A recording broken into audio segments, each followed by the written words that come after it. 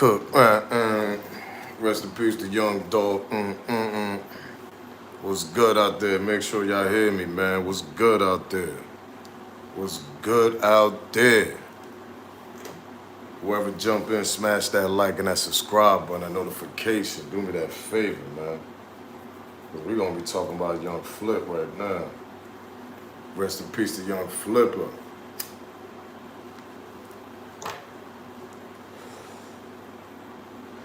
Rest in peace to Young Flip. Light one up, spark one up, light y'all CBDs up. Y'all already know the vibes, man. What's going on out there? Y'all know the vibes. What's good out there? Jump in. What's good? What's good out there? Jump in.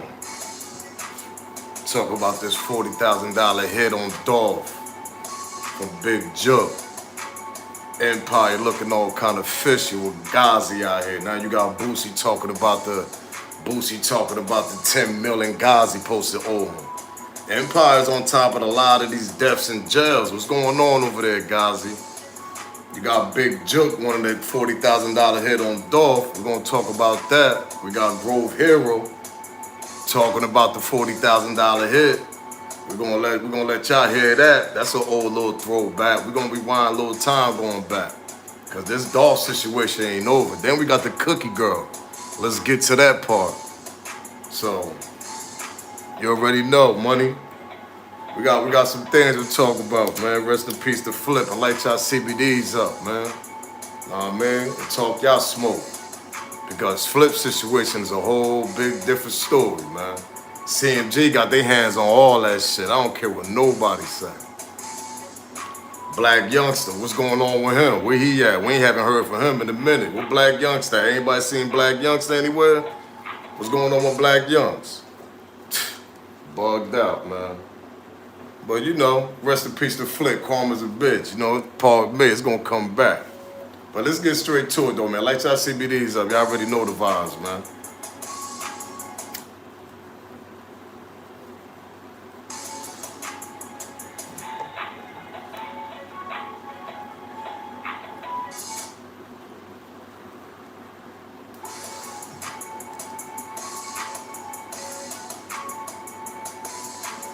Light y'all CBDs up. Rest in peace, Young Dolph. Light one up for Dolph, man.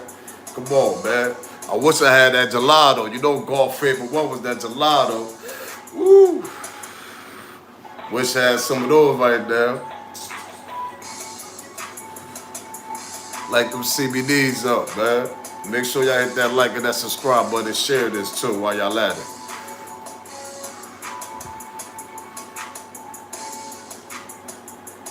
Yo, I was talking about Key Glock. Key Glock moving kind of funny out here, man. But I'm gonna let you, we're gonna get straight to it though, man.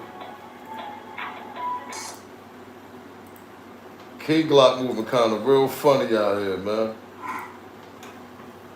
It's this clip with Grove Hero, right?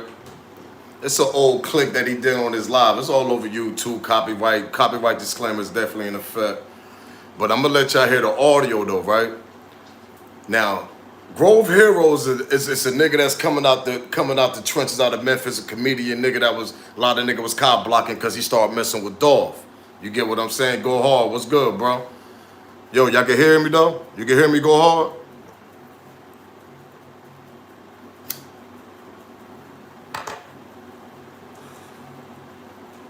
Alright, word. But Grove Heroes a comedian that came out of there. Respect. Good looking. I'm gonna let y'all hear what he gotta say now. And this is a nigga that's not even that close to Dolph. You get what I'm saying? But the way that Key Glock moving and all that shit, I was watching some old interviews, man. Go back to some old interviews with Young Dolph, man. It's one interview that he did. And they like in the studio and Key Glock standing and shit. You can see his face expression. Key Glock is real funny, man. I don't know what's up with Aki. You gotta remember, at the end of the day, Key Glock did a lot of BS towards Dolph too. Smashed his window. Altercation, they had to argue about a little bit about some money that was in the background. That was some, backstory shit that people was hearing about. But I'm gonna let you hear. I'm gonna see if y'all can hear Grove Hero what he gotta say right quick. Hold up. You, bro, you don't care care if I died or anything happen. You ain't finna get my folks nothing, bro. I don't give a damn, bro. You know what I'm saying? But when you in somebody inbox and you talking, so y'all gotta know. Peace of St. Louis. Bro, don't be on there like a nigga bullying on nigga, bro. How I'm supposed to know he ain't gonna check? I don't know him like this. I don't know, bro. He ain't on there when he talking like how he rap. How I'm supposed to know this? I said I'm getting on anybody ass I see. This got something to do with it. Tell me back in here, Grove Hero. Don't die. When that man die, niggas all in the motherfucking cemetery. All in the cemetery, smoking weed. All in the cemetery, doing this, doing that. Bro, I took offense to that, bro. I talked to this my baby mama, bro. This my baby mama crying on the phone, bro. Saying, bro, this my kid. I heard this my little boy say, man, I miss my dad. And that woman couldn't say nothing to that little boy. Man, if you ain't no real nigga if you don't stand on nothing behind your partner. You know what I'm saying? If your partner something happen to your partner. That's that part I want to talk about. When Grove Hero said you ain't no real nigga when you don't stand behind your partner. Now shout out to the homie D that said he was playing both sides. D nice, I understand that. But the way that this nigga was going hard for Dolph B, and we ain't see Key Glock go hard for these niggas. They ain't drop no diss track. They ain't doing little subliminals at them. Nah, we don't want to hear subliminal. Let's get to that part. We want to hear you diss these niggas. Go after Black Youngster. You know them Chula Mafia niggas. You know CEO on TZ, know them niggas. Like cut it out. That's the only thing I ain't respect about Key Glock. That he ain't go harder than what he is. And then the way he just moving like a little snake to me. And a lot of people peeping that. I ain't the only one peeping that. Let's get to that part. I ain't the only one. Every time I do a video or something, somebody always say, yo, Key Glock. Somebody always bring up Key Glock. And I don't even be bringing up Key Glock. Let's get to that part. So I ain't the only one that's really looking at Key Glock kind of funny also. Shout out to D. You already know, D. Key Glock, the way he's moving and the way he wanted to shine also, because you got to understand, he's a young nigga with a young nigga mentality. So them young niggas want to climb that ladder real fast. They don't want to grind. Let's get to that part. Everybody know that. Young niggas, certain young niggas, not saying all young niggas, certain, or some young niggas got respect to their OGs and they'll back down their OGs and they'll climb with their OGs and build an empire like Young Dolph was doing. But then you got some young niggas that just want to knock these niggas off because they feel like they tougher than the OG, or they feel like they can put in more work than the OG, or they feel like they got more respect in the streets than the OG. You get what I'm saying? Because Dolph was a get money nigga at the end of the day. We all know that. We never heard him busting, busting them things, glock, boom, all that crazy shit. We never heard about no Dolph doing nothing like that. As far as his backstory. We just heard that he was a real nigga. Like, man, Glock, yeah, man. You already know, shout out.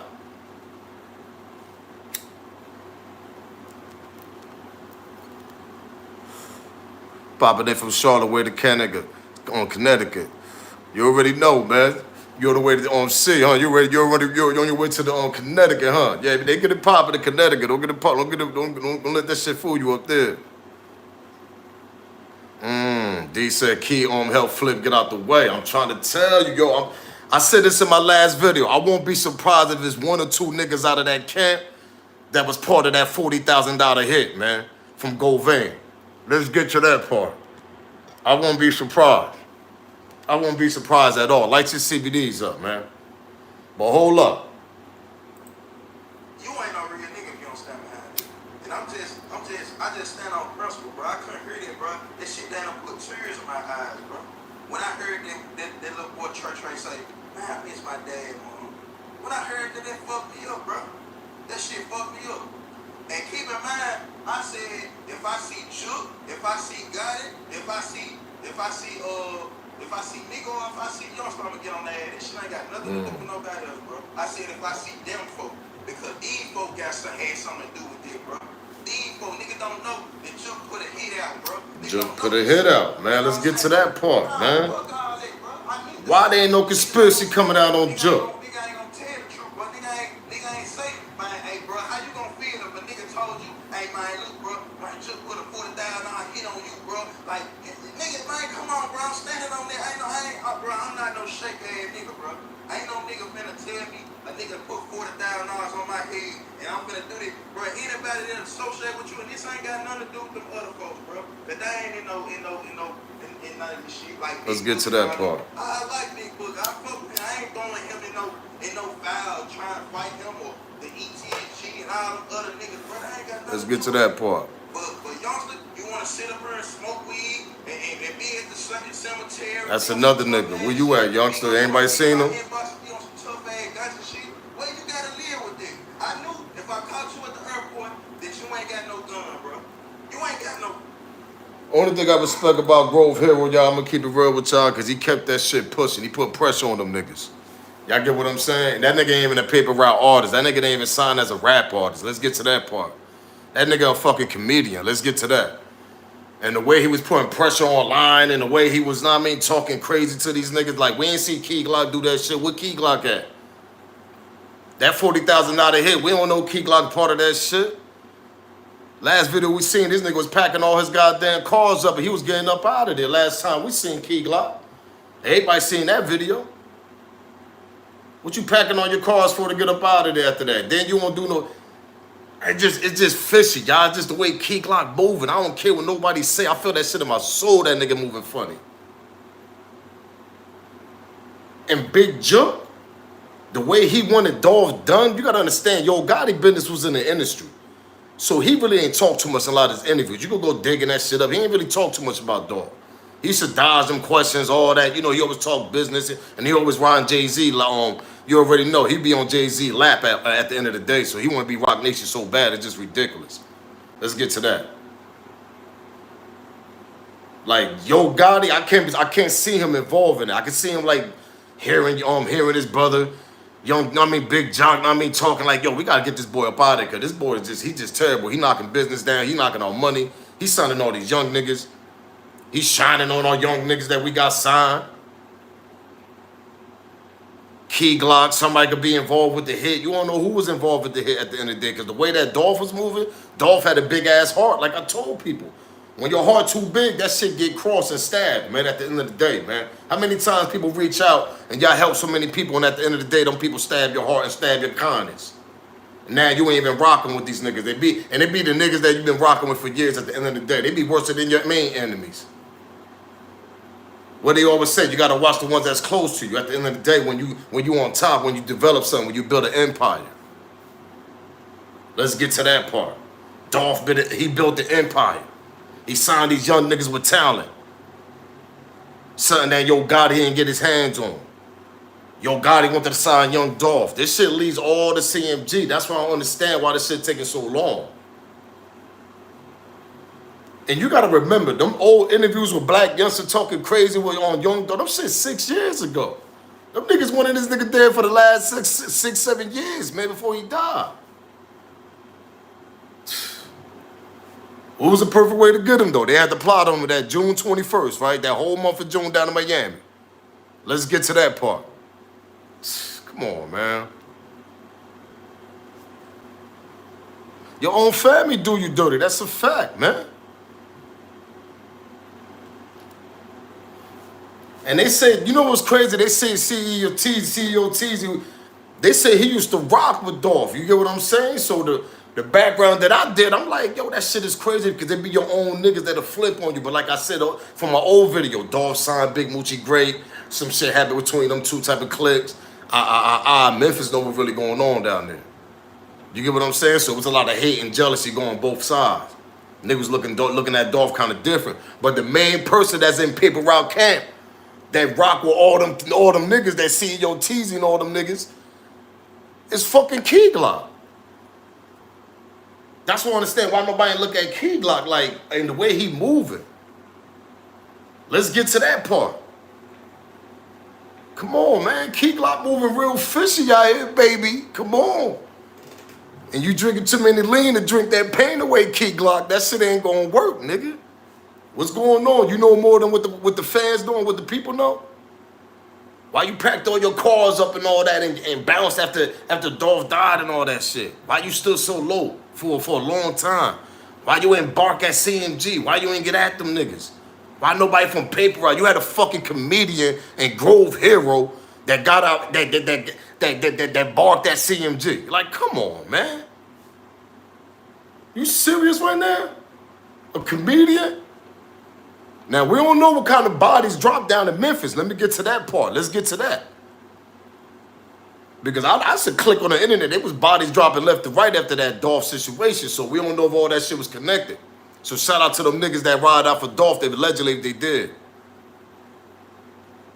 But Big Juke, let me tell y'all something, man. I don't care what nobody said. That boy wanted flip it dead for a long time, man. He wanted flip dead for a long time, man. And they plotted that shit out lovely, man. Yeah, definitely Nip and Dolph hit different, man. It hit different. That's a fact, D-Nice. And I'm glad you said that because that shit hit different. Even with Nip's situation, it hit different, son. Like, man, light y'all CBDs up, man.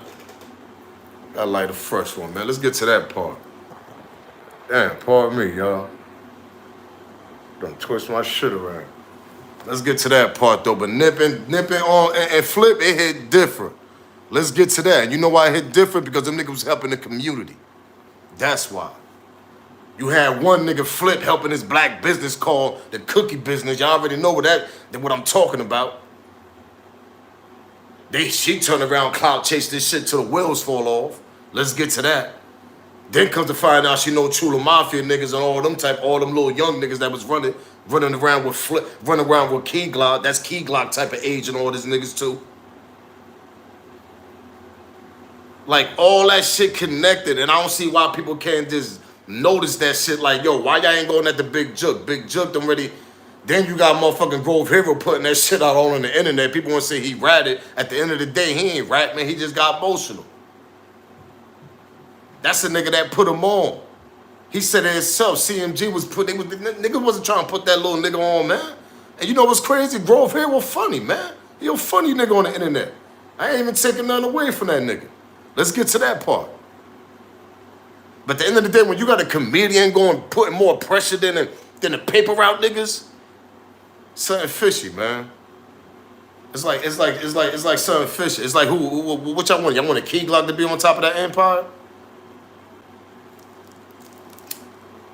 Come on, man.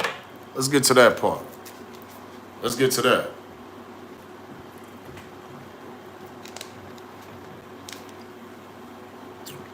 Yo, go hard. You know what's crazy?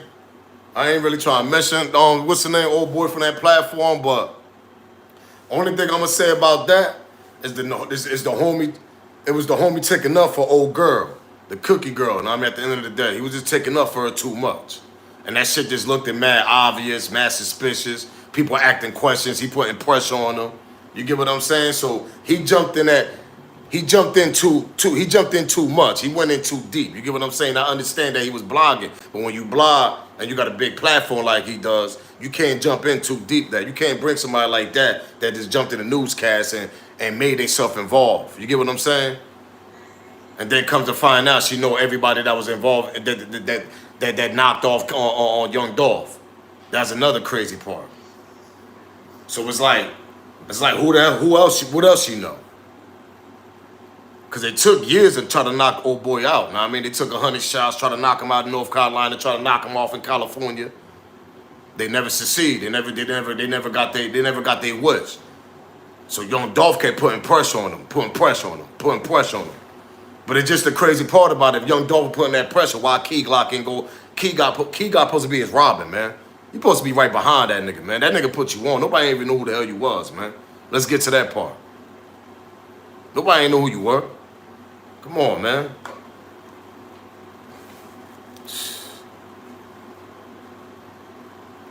It's crazy. It's crazy, man. Yo, and that's a fact, D-Nice. Memphis ain't been the same since, man. That's the shit that's bugged out about that situation. But all them rappers they got out there, Glorilla, Moneybag, yo, all them hot-ass rappers they got out there, Young Dolph was the hottest one. Let's get to that part. And it's like, yo, if y'all niggas just would have connected, shit would have, y'all niggas would have had the rap game on the sneezy right now. They would have had the rap game right behind their finger right now, man. Memphis. But no.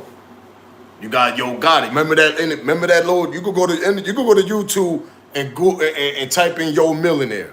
He's a rapper out of Memphis. People that in Memphis, they probably know what I'm talking about. Yo Millionaire. He did his own little blog, and he said out of his own mouth that Yo Gotti was hating on Young Dolph, man. He said, yo, they was hating on me when I started rocking with Young Dolph also. Let's get to that part. So he's saying Yo Gotti been hating on Young Dolph for years, man. He ain't like that young boy to shine. He ain't want him to outshine him. So who had to do the dirty work? His brother. Duh. That's the one. Big Juke. Big Juke, no go vein. They said we're gonna try to knock this nigga out of here, man. Let it die down for a minute. Let black youngster get at him.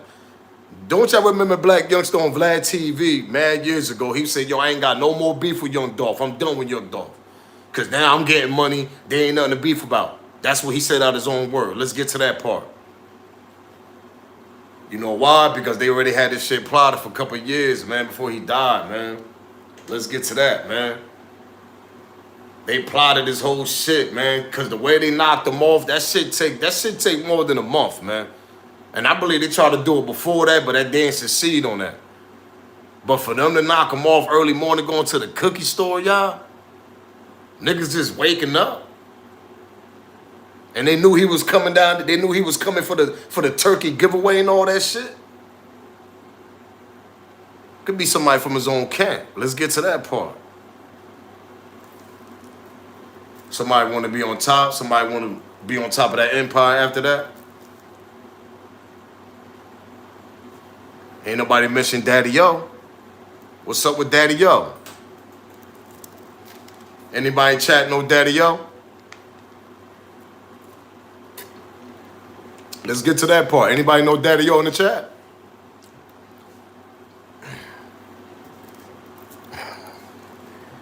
Nobody in the chat don't know Daddy Yo.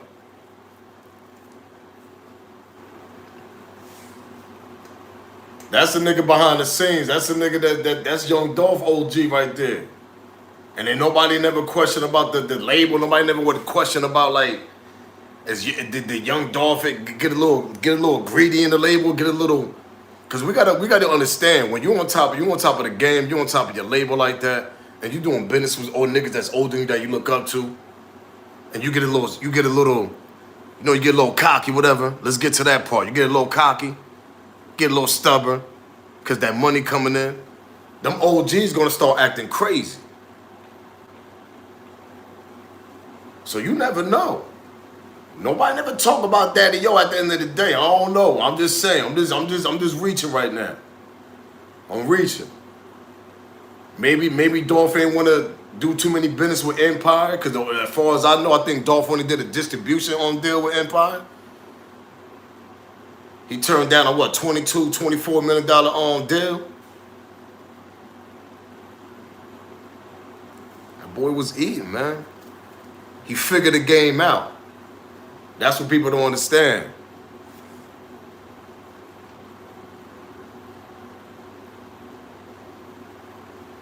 That's a fact. Daddy Yo, yeah, he put that. Daddy Yo is Dolph's big homie, man. And you gotta understand, big homie sometimes. They'll switch on you in a heartbeat. Like you said, it be the ones that's close to you, it be your family, it be your big homie, it be somebody.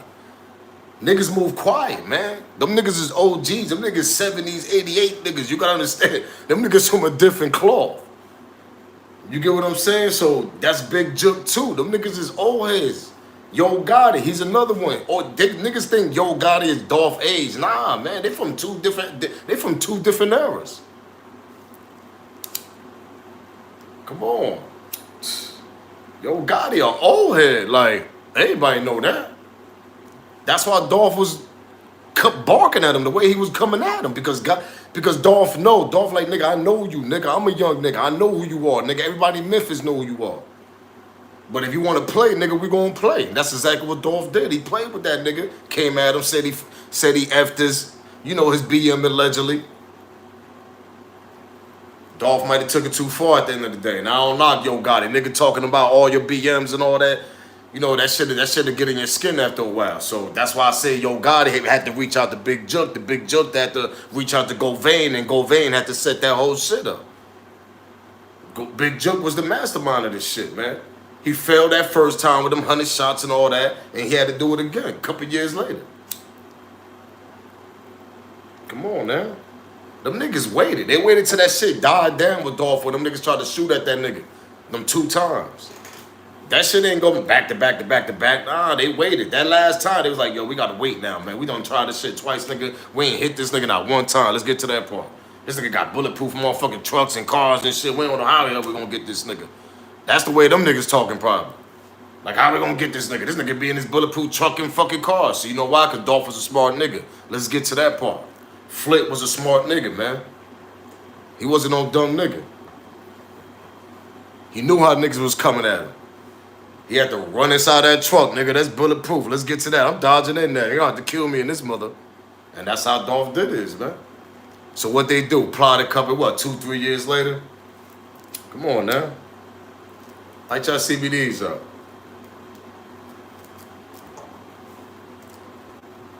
Man, I done had them motherfucker trying to interrupt my calls. God damn. But anyway, at the end of the day, man, like I was saying though, for Govain to put that, the plot that shit in the month of June, allegedly is what they saying. Cookie Girl was down there. They got the video of her talking to that nigga all outside. See, you gotta read between the lines and read these codes these people be doing sometimes. You get what I'm saying? And we only saying allegedly with the Cookie Girl. That's what I'm gonna say here. I'm gonna say allegedly, because at the end of the day, we don't really know what's really going on. Until this shit really gets settled down. It's just a lot of suspicious, a lot of people moving real funny after this Dolph situation calmed down. Because I tell y'all, when situations calm down, y'all just seen that Offset video. And I'm gonna post that up on my page. Offset just did a video grieving, talking about it was good to do that damn tribute to Takeoff at the BT Awards with his brother Quavo. Didn't I tell y'all my live about when I did that live about mob ties that these niggas gonna be kumbaya like another year or two? And they gonna say they did it for Takeoff? Cause that's something that Takeoff wanted? Come on, man. Read between the lines, y'all. Offset just did a video. Go there, go to YouTube, whatever. He just did a video grieving about how good it felt that he did a tribute to Takeoff for his brother with Quavo. So now it's gonna be kumbaya with them too. Ain't nothing wrong with that, but I don't want them to see no kumbaya with them niggas with mob ties. Let's get to that part. Come on, man. I be telling y'all, this shit be an act, y'all. This shit be a straight act. Let's get to that part.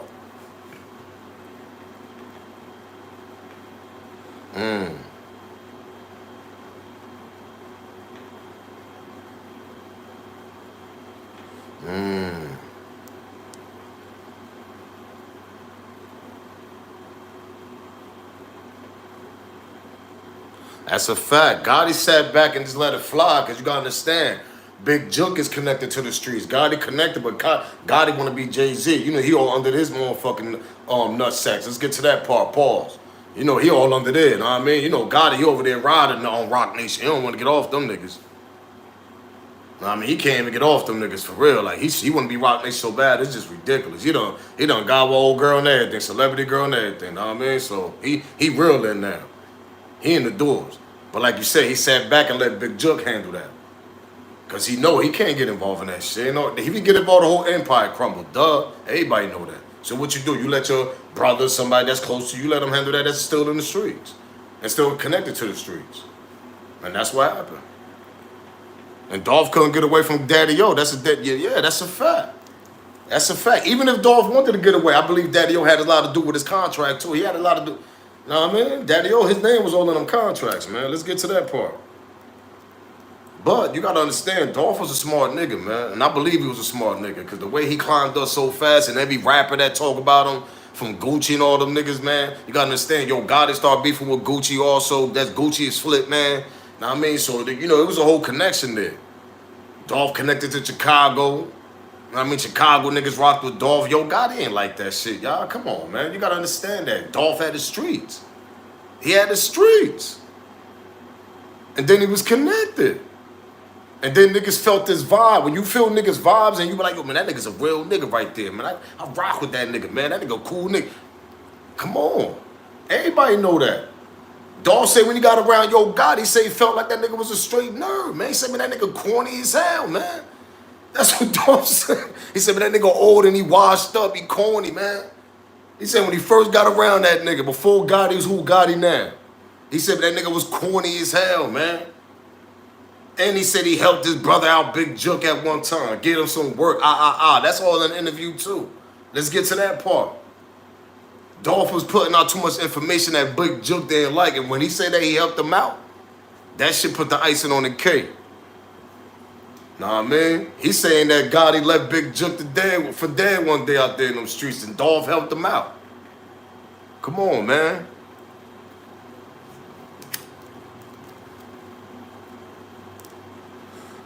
Yeah, he got shot in Cali. I forgot. Know what I mean? Because, you know, he got out the hospital so quick, though. You got to understand. That nigga was out the hospital, what, the next day or two? Dolph was out the hospital quick as hell. So that shit didn't really faze him. He did the interview at the Breakfast Club. Right after that, he went to New York. That's when he flew to New York. He did that interview with Charlamagne and them in the Breakfast Club. Yeah, but, you know, that shit was lame. And you know who connected with that? That's Black Youngster. Connected with them Cali niggas. That's who did that shit out there. Come on, man. Let's get to that part. Black Youngster was the one that was really trying to wild out on him for no reason, just because he was riding out for Yo Gotti so bad. Because he wanted the popularity. He wanted to get his name up. And like Dolph said, he said, yo, before he even came out, that nigga, I never even heard this nigga until he said my name, and that's a fact. Nobody never heard of Black Youngster until he said Young Dolph name. Until he started dissing Young Dolph. Everybody like, yo, who this nut ass nigga from Memphis? Now I mean, as far as worldwide. And them niggas tested son. They tested him. And at the end of the day, when Dolph talking about, yo, man, I gave your brother a pack, nigga, I helped that nigga out. You left that nigga for dead, nigga. You a corny nigga when I got around you. Jewelry was whack, nigga. You ain't own your own cars. This everything Dolph saying that, come on, man, you gotta understand, like I told you, I be the ones that's close to you, that'll rub off, go do their thing, and they start talking crazy about you. That's what Dolph did. But see, you can't say Dolph hated when he got close with Gotti, because you gotta remember it was once upon a time Gotti tried to sign that nigga, had that nigga on the stage with him at one time. They was on the stage together. He brought Dolph out. This was Dolph was grinding. But Dolph from the streets. Dolph know this nigga, so Dolph gonna be like, you know what, man? Nah. At the end of the day, the way you got it, thanks for the promo and all that at the stage and all that shit. This is Dolph, but I'm gonna go do my own thing over here. And who told him to do his own thing? Daddy Yo. That's what I don't understand. Where Daddy Yo at in this whole shit? Where you at? Because for him to do his own thing and not sign one on CMG at that time, that was Daddy Yo telling him not to do that. Let's get to that part. That wasn't Dolph 100% decision. That was Daddy Yo too. That was his camp. So what's up with his camp? Like, why nobody speaking? I never heard nothing from Daddy Yo, nothing, B. Key Glock ain't even been speaking. He spoke, kid, you damn near couldn't even understand what he was talking about. Because he drinking the pain away. That's all he doing. Come on, man.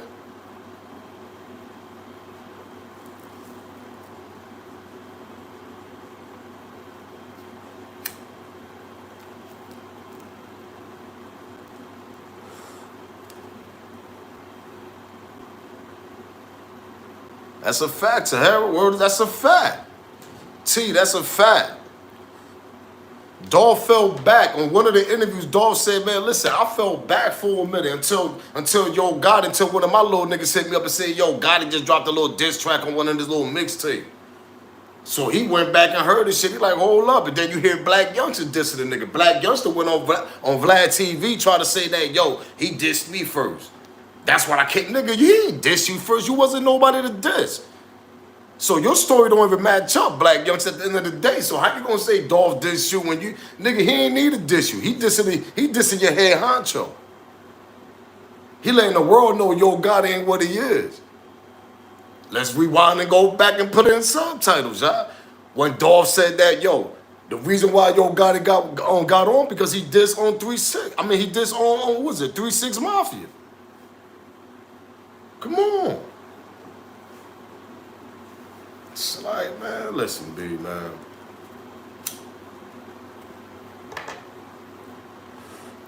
That's why I don't understand Gotti. How you gonna knock a young nigga trying to do his thing, right? He ain't want to sign to you like Moneybagg Yo did. He want to do his own thing. He talking crazy. You supposed to be talking crazy too on wax. Y'all supposed to just keep that shit on wax. That's it. Keep it on the records. Have Memphis jumping. No violence. But instead, you got this little young ass nigga, this little nigga black youngster running around here acting like he's fucking a little nut ass nigga in the head. Pause.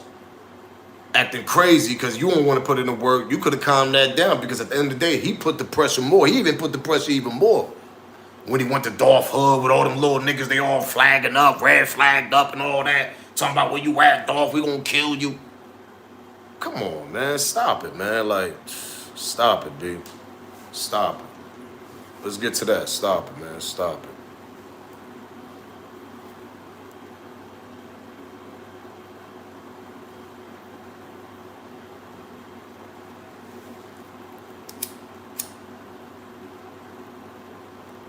That's a fact. That's what I said. He fed Jook, man. He gave Jook some bread. Like, come on. He gave Jook, he gave Jook some money and all that shit. We don't know what Dolph did for that nigga.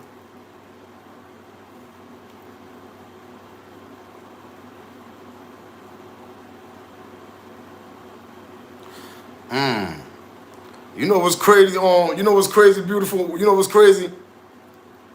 At the end of the day, that's exactly what I was thinking.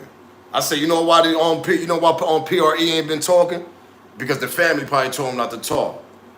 You get what I'm saying? And it makes sense at the end of the day, but you hear it in the music sometimes. You hear they throwing in little subtitles. You hear Key Glock say things in subtitles at the end of the day, but you really don't hear saying no names and nothing like that. So they trying to keep it low key. But I ain't trying to hear that shit. Let's get to that part, man. You gotta have some wild ass wire nigga from your camp that gonna be like, you know what, man, fuck that shit, man. We gonna go after these niggas.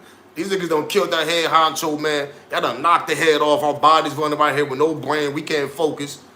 We barely putting music out that the world could hear. Like, come on, man. Ghazi over there eating. Daddy O eating. Key Glock ain't Dolph. Let's get to that part.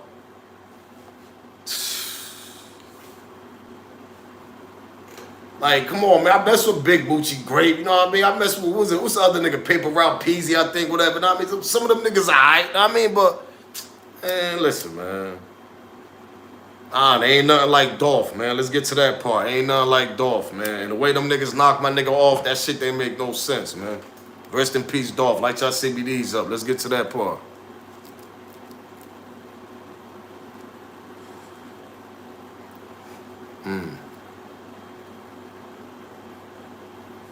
That's another thing. Gotti, that shit killing Gotti on the low. I'm trying to tell you, that shit, let me tell you something. Even if Gotti even had nothing to do with that, if he even planned that shit, if it was just all Big Juke and Go Vain, because believe it or not, I believe that's what it was. I believe Gotti ain't put that. I just believe Gotti was just on some shit like, yo, just leave that shit alone, yo. Nah, I mean, just leave that shit alone, bro. I mean, we gonna climb up. Just leave that shit alone. I believe that's Gotti talking. Gotti focused more on the bag and trying to be all top notch and all that shit in the rap game and industry. But I feel like that shit was just killing Big Juke. He couldn't take that shit that Dolph was spitting. Dolph was on the interviews telling the industry, telling the world that, yo, I fed that nigga brother. I did this. You gotta understand, when you home and you sitting back and you like, man, this nigga talking too much, man. This nigga gotta go. This Big Juke thinking right now. His fat ass home, eating some grits or some shit like that, fat ass sitting in that house, and he probably hearing Young Dolph talking crazy. He like, man, this nigga gotta go. He gotta go. Who's close to this nigga? We tried the first 2 times, we couldn't get to this nigga. Black Youngster tried, he failed, whatever. So we gotta try a whole nother plan. This is Big Juke thinking. This the way I'm thinking Big Juke is thinking. So now we gotta try the 3rd time. The 3rd time gonna be a charm. And you know what's crazy? That shit happened the 3rd time, and the 3rd time was a charm. They hit that shit right on the spot the 3rd time. That's the shit that's bugged out. And them niggas fell back for a while after them 2 shootings. They just kept letting Dolph talk. If y'all peep game, Dolph just kept talking. If you look at the time lapse of this whole beef shit, them niggas fell back after a while. First, Dolph fell back. This shit crazy. This shit bugged out. This shit felt like it's a script. First, Dolph was the one that fell back. Then Black Youngster came out of nowhere, kept pushing them niggas. Kept pushing Dolph. Went to his hood. Went over there, started talking this. Got on the interview, started talking crazy. Now, this Black Youngster now. This when Dolph fell back. Now, Black Youngster and them, after them 2 attempts, whatever, Black Youngster, them niggas fall back. Now, Dolph on these interviews. Dolph is doing all this. Dolph talking crazy. Dolph putting on Big Juke on the spotlight. Now, he talking like he fed this nigga, this, that, and the third. Saying, yo, Gotti ain't what he is. Niggas got tired of that shit. Them niggas got tired of that. Them niggas got tired of that. Some niggas had to plot that shit, and that's when probably Cookie Girl bring her ass involved, to be honest.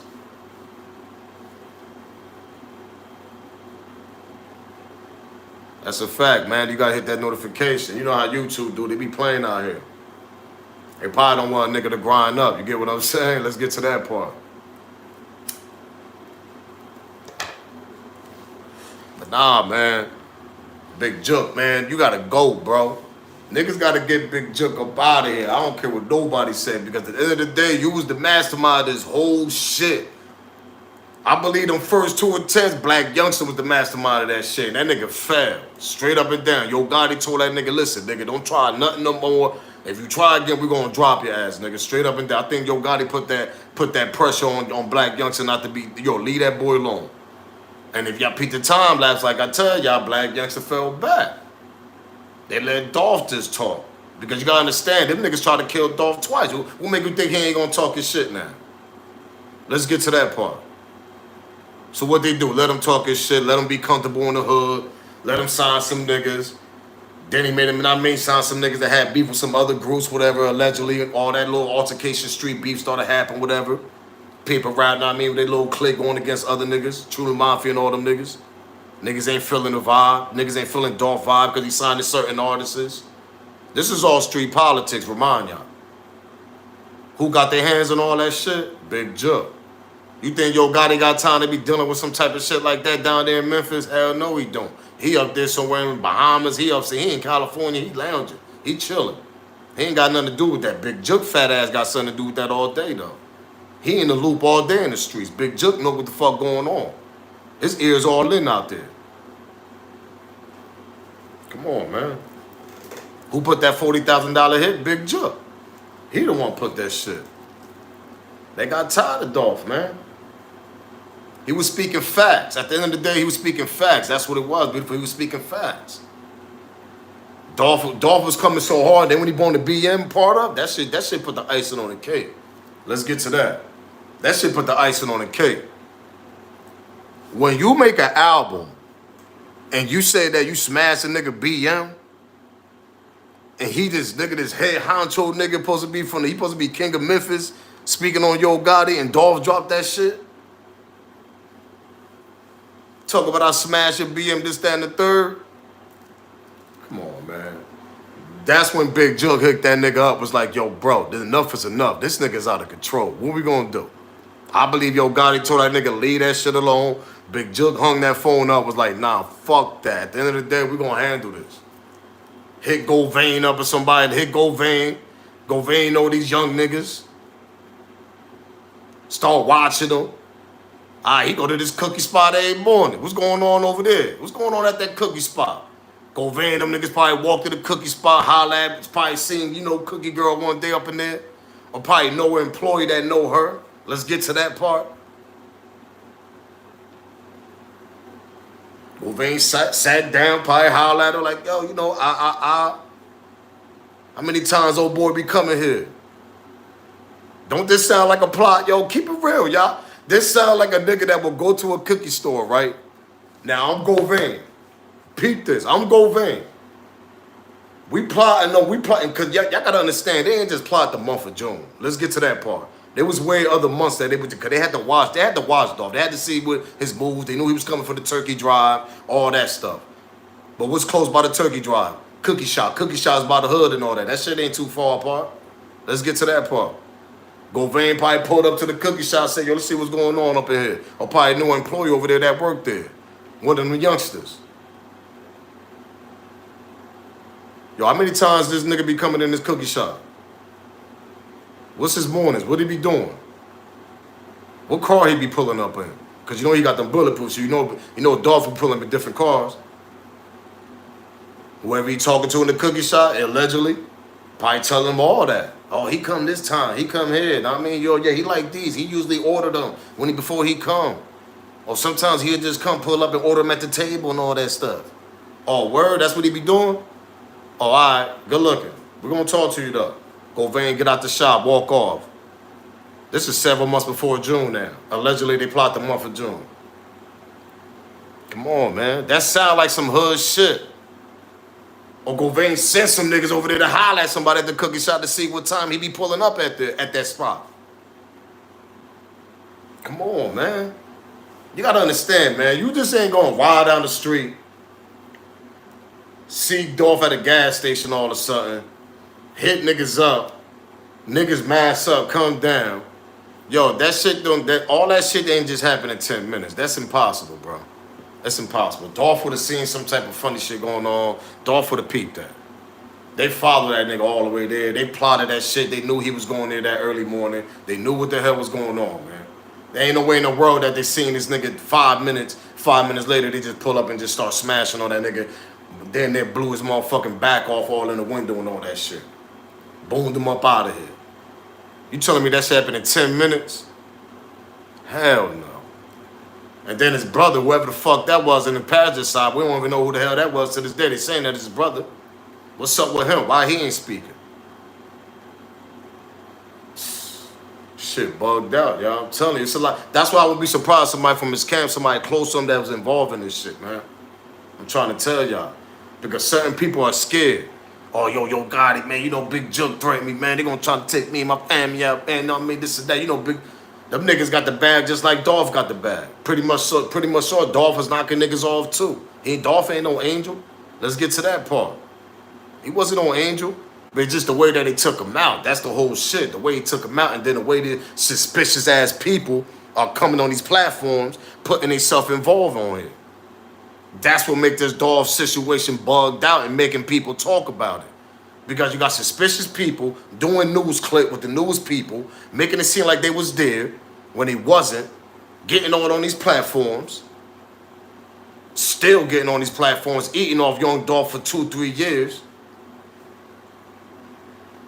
And then it happened at the spot that all coincidence that it's a family business. What make you think nobody ain't gonna question that? What make you think nobody ain't gonna put pressure on you and be like, yo, but every time what you do, oh, y'all people don't know the truth. The family would have been came at me. Y'all people don't know the truth. Y'all don't know what's going on. His family know what's going on, though. That's what you always say.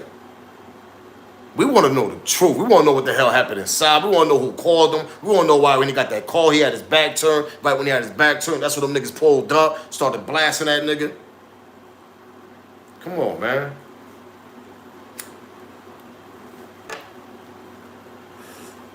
Dolph ain't see that shit like front. I don't think this is a glass window, y'all. I don't believe Dolph was sitting there with his phone looking outside like this and he seen the car and he just stood there like this, like, oh shit, he couldn't move. That nigga had his back turned, man. Right when he got that call. Remember when she said Dolph had got that call? Oh girl. Said allegedly Dolph got that call, whatever. Dolph probably turned around. That's when them niggas pulled up. That shit happened perfect timing. Perfect timing. Perfect timing. But my thing is like, what the fuck the brother was doing? Like, where you was at? You froze, like this shit is crazy. And for Grove here would have dropped that interview earlier, I said, he said that shit earlier. Like, yo, niggas ain't really going after him the way they supposed to, and those his mans and all that shit. Like, nah, I feel some type of way. I was around his baby mom and his kids. His son talk about I miss my dad. Come on, man, that shit hurt right there, man. And then you go back, you see little clips of this nigga laid out, hands all hanging, just like you see the body of Nipsey same way. Come on, man, them kids gotta see that shit all. Come on, man, they gonna be grown ass kids, man. They gonna see that shit on the internet, man. Come on, man.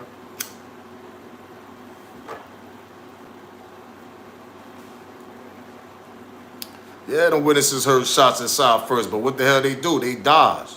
They started dodging, started hitting cover. That's what they did. That's why I explained that in the first thing. Somebody said, yo, her sister was in the building.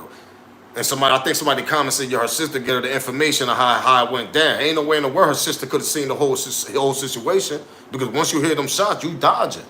What, you just standing up? Oh my God, it's 4th of July. What's going on outside? You ain't doing that shit.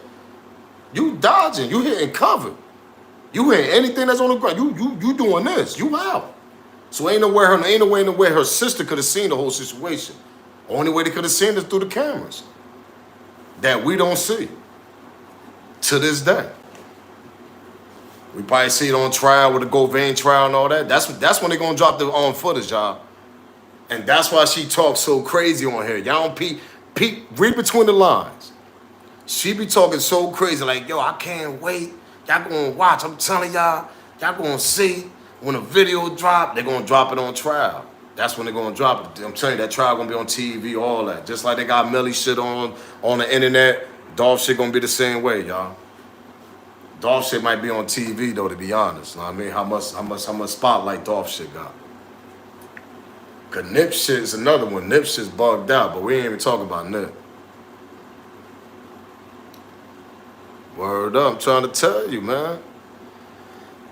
People saying they ain't see any blood, Manny. That's a fact. Man, that's a fact. People saying they didn't see any blood.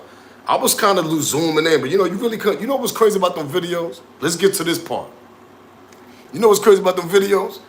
Every time they drop them blurry ass videos and we try to zoom in, we never could see nothing.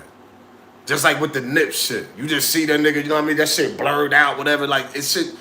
You see Dolph's situation. You really don't even see nothing. The only thing they show you is the video from his. That's the only video we see. His arm is laying outside. What a coincidence, right? Only video we seen, his arm is laying outside. They always want to show you the gruesome shit, but they don't want to show you how the shit was set up. Let's get to that part. Let's get to that. Let's get to that part. They always want to show you the gruesome part. Nip laying down on the ground. Dolph hanging. Peep this. I tell you, this should be a script. It be an act sometimes, and it make you think crazy. Nip laying on the ground. Nip, I'm about to bring another rapper. Dolph shit laying all out the window. Mo 3 on the highway. That was another gruesome ass rapper. I mean, a gruesome scene that they got a rapper laying on the highway.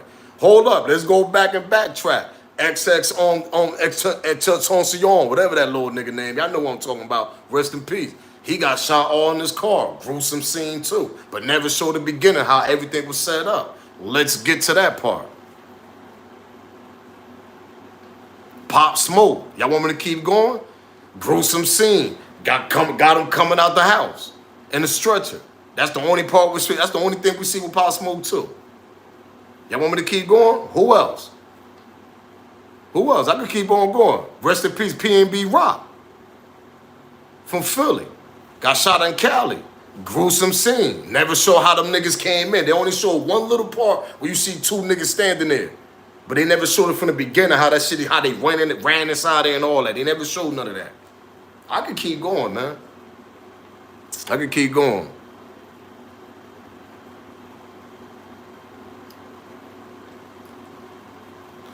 That's a fact. You feel me, Phoenix? That's what I was saying too. Most of them got connection with Empire, man.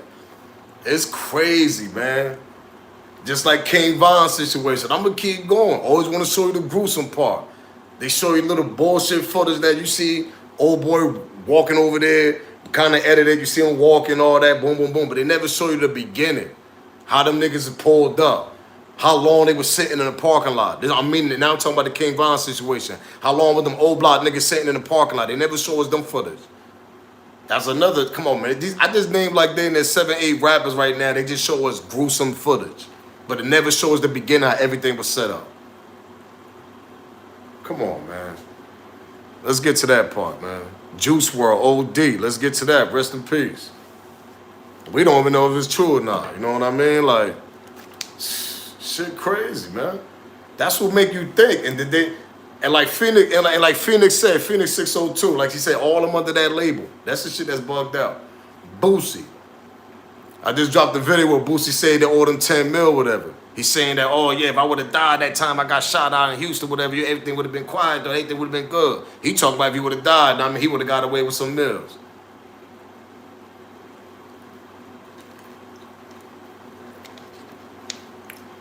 Professional snipers in the car. I'm telling you, in the car. Yo, let me tell you something, Phoenix. I've been thinking like that, man. I've been thinking like that. Professional snipers, man. I'm trying to tell you, man. It's just on certain situations, not all of them. Not all of them. Know what I mean? Not all rappers deaf. Know what I mean? But you got to understand, a lot of these niggas be crash dummies. Let's get to that part. A lot of them be crash dummies. A lot of them. They'll crash just for the paper. They'll crash just so they think they're going to get away with it. Or they'll do it. Or they'll crash doing that. They only going to do 15, 20 years. But when they come home, they got a bag. They can write a book. They can do all types of shit when they come home. Because you done did something to a legend. It makes sense, right? How many people that do life, right? Peep game, y'all. How many people that do life, right? All these niggas. And these niggas be on YouTube, too. How many niggas they got? Y'all probably follow a lot of these niggas that just came home doing 20, 30 years. They got inspirational channels. They telling y'all young niggas not to do this and all that and the third. Them niggas got like 20, 30,000 subscribers. Just talk about inspirational shit and tell you not to go to prison. Nigga, they get into the bag. Let's get to that part. That's what I'm trying to tell y'all. So when some of these crash dummies, certain rap superstar situations that died or they got shot by a crash dummy, them niggas do what, 20, 25 years? Come home, 30 years? Come home off of good behavior and all that type of bullshit, got their education, got graduated, got all that. You know what I'm talking about, people. They cut their deal down, now they come home, they write a book about the whole situation that happened, about the famous rapper they killed. Now the book's selling. Let's get to that part. Now you know they got a YouTube channel. YouTube is more popular now 20 years later. There's way more technology. We might have Get Money Tube now. We don't know what type of fucking shit we're going to have 20 years from now.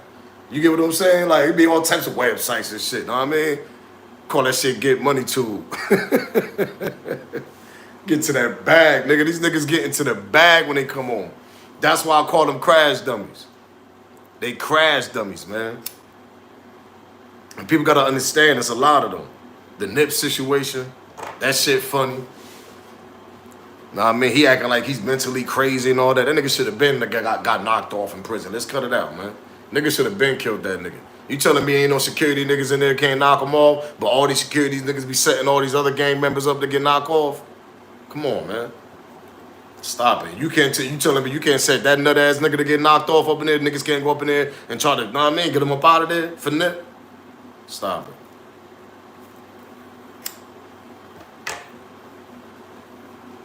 But with Dolph's situation, like I keep telling people, Big Juke played a big part. $40,000 on his head, man. He was trying to get up out of there, man. And we hopefully Govain give up some more information. We see what happens. Because they done knocked his daughter off down in Houston. Let's get to that part. That's the reason why he gonna start talking crazy. Nigga's supposed to protect his daughter. That's the way Govain thinking. Govain like, man, I done killed the one famous rapper out this motherfucking, y'all niggas ain't protect my daughter. She only got knocked off in Houston. Y'all telling me about some regular niggas that try to rob her? Nah, that shit was more than that. Let's get to that part.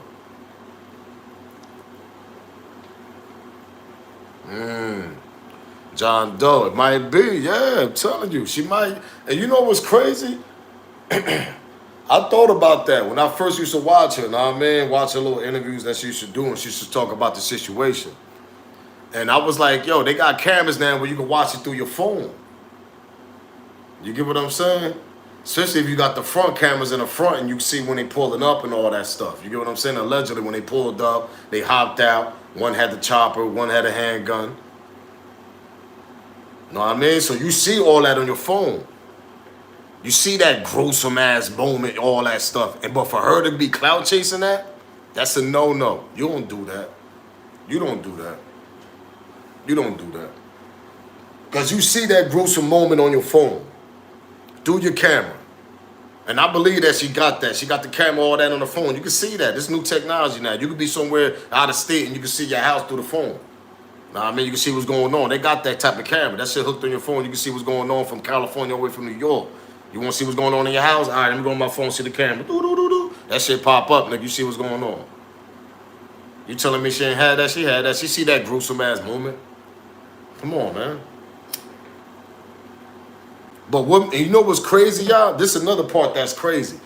I'm like, what made them niggas even pull up and first start, yo, shoot through the window? Like, they even knew his angle, all that shit. Like, they didn't care who was in there, all that shit. You get what I'm saying?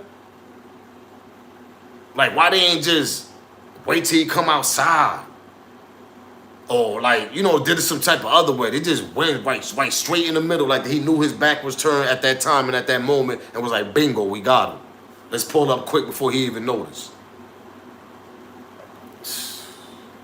Them niggas did that shit professionally. I ain't gonna front, y'all. They did it very professionally, yo. They did. They mastermind that shit, man. They got Dolph up out of here in a good way. Early morning. Dolph barely even woke. He probably hived up, just smoked something, probably on his way to go get some cookies, all nine man, on his way to go get them cookies, whatever. And got our boy up out of here, man.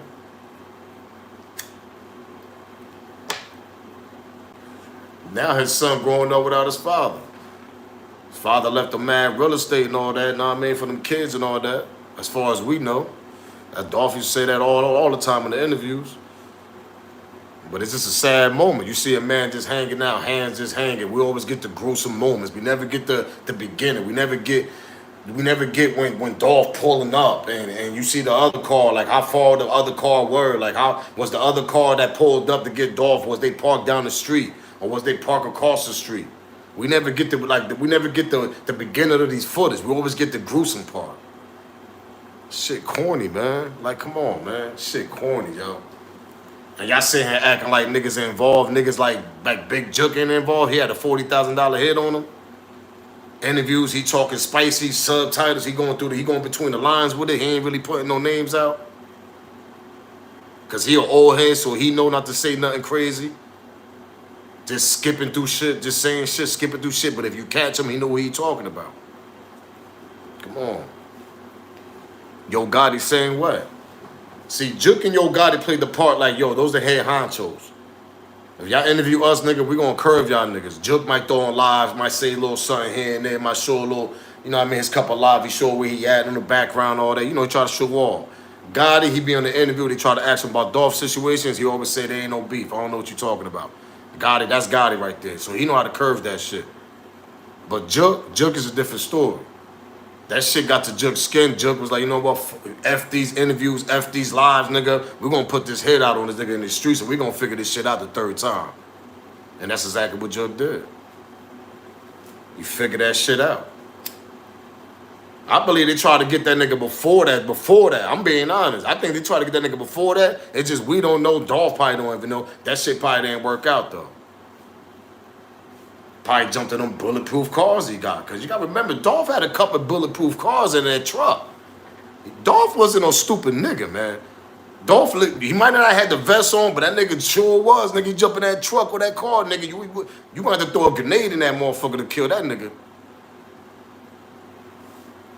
So if we know that, what make you think that on Big Juke ain't know that?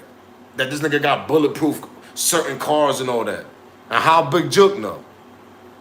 Dolph wasn't on the interview showing, yo, this car is bulletproof, that truck is bulletproof. He only showed like, what, 1 or 2, that's it? Pretty much sure he had about 2 or 3 or more that was bulletproof, but he ain't gonna put all them shits in the spotlight. You get what I'm saying? So how Big Juke know? Somebody from his camp probably told him. Like, yo, he be in this certain car, he be in this certain car, he be in this certain car. And the car that he was in that day, he died, that shit was bulletproof. So, come on, man.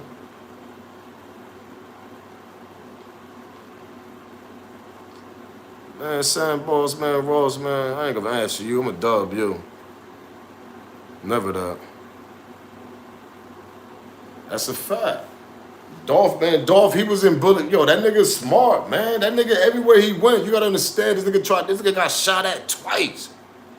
So what make you think the third time he gonna be like, man, listen, man, if I'm in the hood, I gotta be in some bulletproof shit. I'm gonna jump in this car every time I ride through the hood.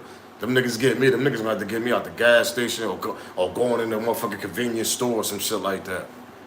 Or a cookie shop. Let's get to that part. Come on, man.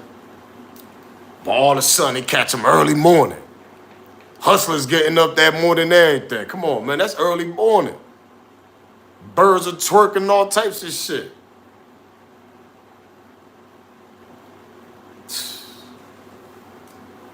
Niggas just waking up. But them niggas out there plotting, masks on, all types of shit. They got the COVID, you know, they got the hoodie over them all. Come on, man. Early morning? Why they gonna show them niggas put? That's what I'm saying. Show us more of the footage in the beginning. Cause them niggas had to been plotting somewhere else. Somewhere down the street, man. Ain't nowhere in the world you telling me Dolph was riding down that highway, whatever, and he ain't look behind no mirrors. He ain't see them niggas behind him. There's no way in the world. That nigga would have peeped that shit. He would have pulled in. He would have seen them niggas in that match. So he would have noticed that shit, man. I might be wrong. Maybe he did notice them niggas behind him. Niggas might have rolled past him the first time. He probably pulled up in the lot, whatever. They came back around the block, and that's when they came through the lot again. And you know they had to do what they had to do. I might be wrong. Maybe he did slip up. Maybe he probably slept on that car that was behind him, whatever car they showed, that white car, whatever. But I just can't believe that shit. I really can't. If you driving so far from down the highway and you see that white car behind you like that, driving right behind you, or driving the side of you like that, I'm pretty much sure Dolph, he gonna be alert, man. Nigga got shot at twice, bro. You think you ain't gonna tell me he gonna be alert in that car? Like, yo, this car been following me. Like, this car ain't turned off or nothing. Come on, man. That's my answer. Was that car following Dolph before he pulled up to the lot at the cookie spot? Did he peep that or did he slip up? He let that white car go behind on past him when he pulled up in the lot. That car came back around, pulled up in the lot, and clock, boom, they had to do what they had to do. That's when he hit Dolph. Come on, man. Let's get to that part.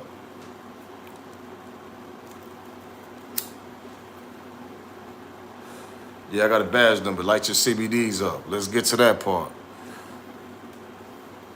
Mister, I like to ask questions.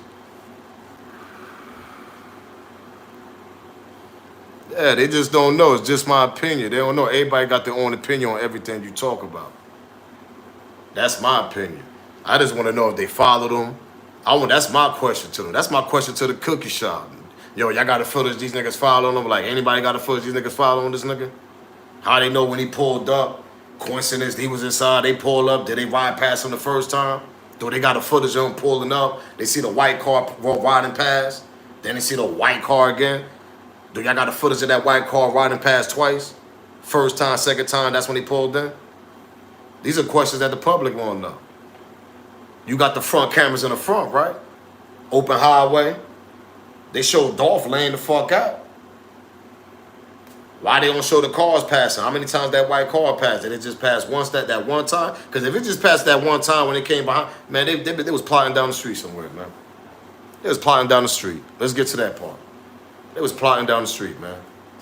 Make sure y'all smash that like and that subscribe button, man, that notification if nobody subscribed, man. Let's get to that.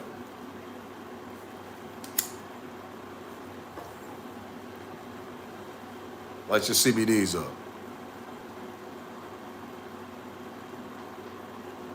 Yeah, let me go on that platform, ads. They're going to get mad aggressive. Let's get to that. Man, nobody talking to you, man. You come out here and holler at me. Let's get to that part. That's what I was saying. It might have been from the inside, man. I always thought about that. I ain't really want to believe that, but I felt like it's somebody from the inside that connected with Big Juke and them niggas got the job done, man. That's what I believe. That's what I believe. And this my part with old girl. With the cookie girl. It's like, all right, you from down there. If you know the truth, why you keep dragging the situation, though? Why you don't tell people like, yo, I'm done with it. I don't want to answer these questions no more. I'm just going to do me, do my business. Like, you could have just left this whole fucking platform and just left everything alone.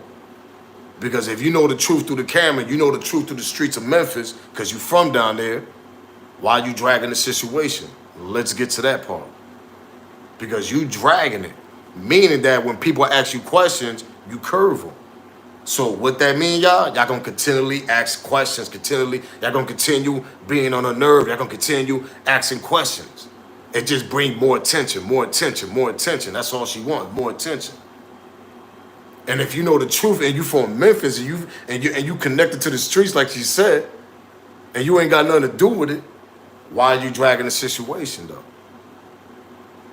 Don't that make sense? Come on. Why are you dragging the situation? Even if you ain't had nothing to do with it, and you from down there, and you connected, pretty much sure you probably know the real truth was going on. Now, this is me telling y'all, allegedly, she ain't had really nothing to do with it. But you from down there, so you know what's going on. Why you keep getting on these platforms dragging the situation, though? Cloud chasing it. Why you don't just leave it alone? Because that's when it comes to remorse, the emotional, the feelings. You don't show none of that either. That's what make it look guilty on you also. Come on, man. That's why I said, man, she make this shit entertainment. She's doing this.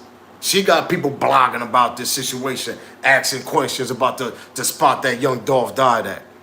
People want to know the answer because she's dragging the situation. She's not giving no answers. She ain't showing no feelings. She ain't showing no emotions. She don't show no tears. She don't show nothing. But just keep telling y'all, yo, y'all just hating on me. Y'all just want my business to go down. That's all y'all want. That's all she keeps saying. Y'all hating on me and my business. Y'all just wanted to go down. Nobody ain't hating. Who the fuck hating on your business for? Everybody just want to know what the hell happened at the rapper that died in your business. Let's get to that part. And you're dragging the situation. Let's get to that part also. Come on, man. Come on. How much money you made off this situation? Let's get to that part. How many cookies you made off this situation? Let's get to that part. You ain't had to do none of that. You ain't had to put yourself in the spotlight. You ain't had to glorify yourself and show your spot and all that stuff. You ain't had to do none of that. You ain't had to show the video where your spot was at. You ain't had to do none of that. Come on. You knew what you was doing.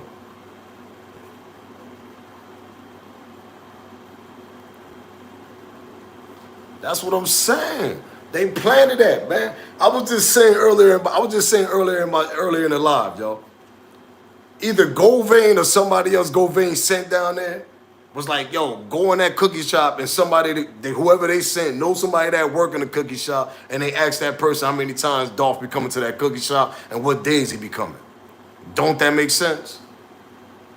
Like, yo, go down there, yo, man, go find some information. I'll talk to who you know that work there. Like, find out how many times and days that on Dolph be going down there, man. We're going to find all this shit out. We're going to find many days or whatever day that he go there Sunday morning. To find out what time he go there Sunday mornings. Find out if it's like 10, 11 in the morning.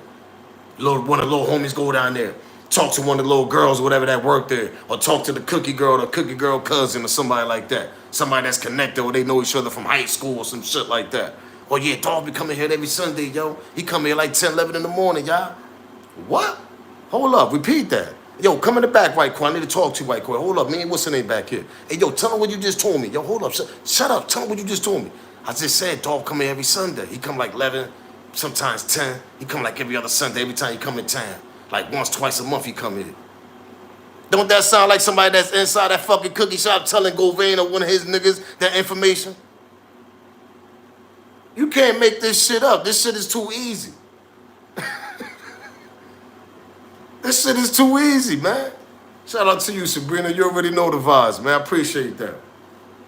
This shit is too easy. They holler at somebody that work there, come outside. Yo, man, let me talk to him. What days that Dolph come here? Yo, he come here Sundays. He come here like, I say he come here like every like twice a month or some shit like that. All right, listen. This is what we need. We need you every time you come here, let us know when you come here. Just hit us a text, let us know, send us something. Send us a code. They plotted that shit for like 3-4 months before June came, man. Before November came, pardon me, when Dolph died, man. Or 2021. But don't that make sense, y'all? Keep that shit real. Don't that make sense, y'all? Come on. Somebody from up there was connected with Govain people. Govain sent somebody down there, or Govain probably went down there his damn self. Let's get to that part. Went in the back, holler at the person after work or some shit, lunch break. Yo, when Dolph be pulling up in here, man. Dolph be coming like twice a month up in here. Every time he come in town, he be pulling up like Sundays or some shit, like Saturdays. It be on a weekend or something, whatever. I'm just allegedly saying this. This is my opinion. All right, listen, when he pull up, we're going to send us this text. This is a code we're going to give you. Let us know when he pull up at this cookie shop. That's all. Don't say nothing more. We're going to just say whatever, and that's it. All right, say, all right, I'm through with that's it. All right, that's it. Don't tell nobody in that cookie shop either. Keep this shit between us. That's it. Boom, they out. Whoever that person is, go back to fucking work inside the cookie shop. Makes sense. It makes sense. You just can't plot something that easy. He just coming down his house. He jumping his bulletproof car. He ride down the highway. He on his way to the spot. He pull up in the lot. All of a sudden, a few seconds, whatever, a minute, whatever, how many minutes it took, then you see a car pull up, white car. Them niggas hop out. They come out with a chopper. One come with a handgun, with a switcher probably, and they spray that shit up. That shit just don't happen like that. That shit just don't happen like that. They had to know what time he was pulling up at that spot. Somebody had to send them niggas a text. Somebody had to send them niggas a text way before, months before. And that's what people got to confuse at. People thinking they might have sent him a text or call or something the day that he died. Nah, they plotted that shit months before that. They was sending niggas or whatever, letting them niggas know that, yo, this nigga's coming on these certain days or certain months of the days, whatever, and this is the time that he be coming. So keep your eyes on that. And that's what they kept their eyes on. Come on, man. And they knew he was coming down for the turkey drive, so they like, you know what? And he coming for the turkey drive, so let's see what's going on that. Let's check his routes. Let's see what route he be going. You just don't do that shit on one attempt. That's what I'm trying to tell y'all. That first attempt that he died on at the lot, that ain't just their first. You just don't be a coincidence and it just be like, yo, that's him right there. Yo, we got him. Boom, boom, boom. Nah, that shit just don't happen that way, man. Hell no. They say he was. They said Trigger Trey was, man.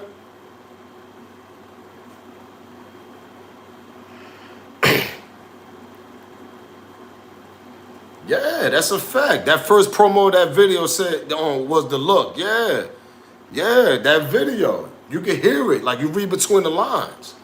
You read between the lines, and then they showed she showed the, you know what I mean, to show the location of the store and all that shit, and then just the way she's talking. And I'm just saying this allegedly. This is allegedly. Like, come on, man. That you won't just get away the first time, a first attempt, and get away with a murder like that on a high-class rapper like that, bro. That's what I'm trying to explain to y'all. The nigga almost got his life taken twice. You think he gonna go down the third time that way, that easy? Nah, that nigga ain't know that morning he was gonna wake up, jump in his spot, his brother's with him. Brother Power's all on the phone. He riding through the highway, pretty much sure he was smoking, looking through his mirror.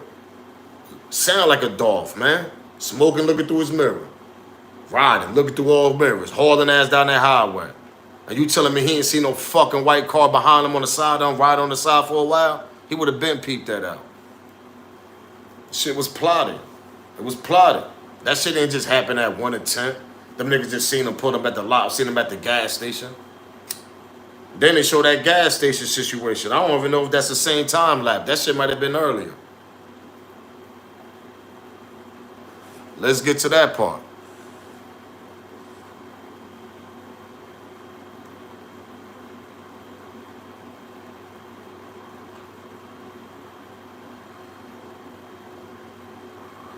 I'm trying to tell you. They were saying Dolph did to pick up some money. And you know what's crazy? I could believe that. And the reason why I could believe that, because Dolph was always interested in investing in new shit. You heard him talk. You heard him talk on interviews. He's like, yo, I'm always trying to put my money in new stuff. You know what I mean? I give people chances. They said he had a big-ass heart. They said he used to put his money on a lot of people, man. Like, come on. This don't just come out of just regular people. This coming out of just people that did business with this nigga. Small businesses. So I believe that if it was allegedly that he went there, they're gonna pick some money up. He must have put some money down on the business or on some cookies or some shit. Something going on. Allegedly something going on. That's what they were saying, y'all. They were saying that he went down there and picked some money up too. So we don't know if that's the truth. Come on, man. Like this shit, they're like, I just think about it. It's crazy, man. It's sad, bro. It's sad because I was watching that Grove Hero interview and he was talking about them kids, man. And when he said his dad said he missed his dad, you know what I mean? You just think about them kids. You like, damn, that shit is effed up, bro. Like, all right, him and his BM probably ain't had no real relationship or nothing like that, no. But at the end of the day, you got them kids, bro. Them kids you got to think about at the end of the day, man. Them kids ain't gonna have their dad for the, you know what I mean, for the rest of their life.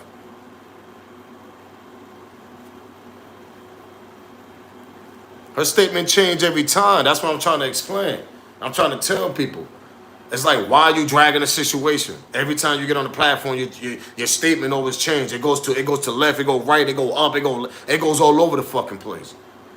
2 years later, come to find out you was in Miami. You tweeted out on your Instagram, posing one of your little pictures, your little hot top, whatever, with your bulls hanging, all that bullshit, whatever. Talking about you on your way to Miami to a Benzino. Benzino washed up, number one. Let's get to that part. The nigga old as hell, number two. Let's get to that part. And he washed up. The third, let me get to that part. Nobody ain't going to no Benzino opening and none of that shit. Ain't nobody going to no rappers. They whoever win, they get a feature with Chris Brown. That shit don't even sound right. I don't even think Chris Brown rock with Benzino. Let's get to that part. Come on, now they ain't two different levels. Don't that make sense, y'all? She said they was going to get a feature with Chris Brown, whoever won that competition at the Benzino event that she was going to in Miami. Benzino don't even rock with Chris Brown. Chris Brown not even in the same building with Benzino. So how they going to get a feature? Chris Brown partying with all types of nut ass on white people in Hollywood and all that. Come on, man. Let's get to that part. Benzino ain't out there with him. Chris Brown at different parties, man. So you telling me whoever won that competition at the Benzino event in Miami that she was going, she said they was going to get a feature with Chris Brown.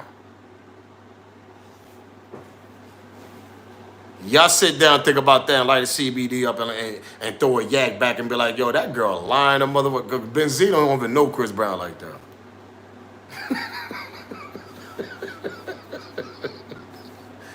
Yo, she really said that, man. You can't make this shit up, y'all. I'm telling y'all, smoke game. Y'all can't. Yo, that's all you can do is laugh, yo. Because she think people ain't remembering nothing. That's the shit that's bugged out about this whole situation. She said it might. Yo, shout out to King AK-47 again, man. Shout out to King AK-47 for that picture, and he put that out there. But yo, King AK, you got to think about this. She said she went down there to Miami, the party, for a party event for new rappers that was going to get, whoever won the competition, that's going to get a feature with Chris Brown. King AK, think about that. Chris Brown, Benzino, just think about that. They ain't even in the same class. How you going to get a feature with Chris Brown, man? You going to get a feature with Benzino. That's what you probably meant. Let's get to that part. She was going to get a feature with Benzino. Come on, man. You can't make this shit up, yo. I can't make this shit up, man. And people really believe that shit, too. I guarantee you. They believe that. Look, Beautiful saying that. Beautiful on Chaotic saying that on Benzino shit was only from 1 to 8. She's saying that shit was only from 1 to 8. Come on now. So how you, like, I'm telling you, it just don't make sense, the time lapse. And then she making it seem like, oh, y'all making it seem like I went down there and party with them, kumbaya with them down there. Ain't nobody saying that. That shit only take a walkthrough, a meetup somewhere. We don't know the whole time. Like, yo, that it's 24 hours in a day, man. Let's get to that part. Come on. This is like Beautiful Chaotic said. She said from 1 to 8. From 1 to 8, it's 24 hours in a day. Let's get to that part. Y'all do the math now. Y'all put y'all opinion on what she said. I went to Miami. They supposed to be in a Benzino event. Whoever won, they was gonna get a feature with Chris Brown. It was coincidence. The feds put the shit out there. The plot for Dolph was happening, and they plotted on the June of Miami of June of 21st. It was the same month that she was going to Miami. Black Youngster Mansion, whatever. He got a mansion in Miami also. Come on, man. Come on. Mister, I'm gonna drop the link next time. That's a fact. I'm gonna try to do that next time, though. I'm gonna start doing that.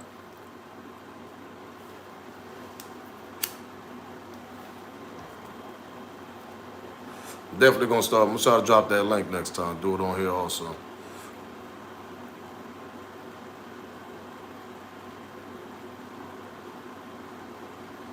And man, there you go. You said that you brought up Perry Mason. Let's get to that part. You ain't. Man, he put up, but she brought up Perry Mason. Let's get to that.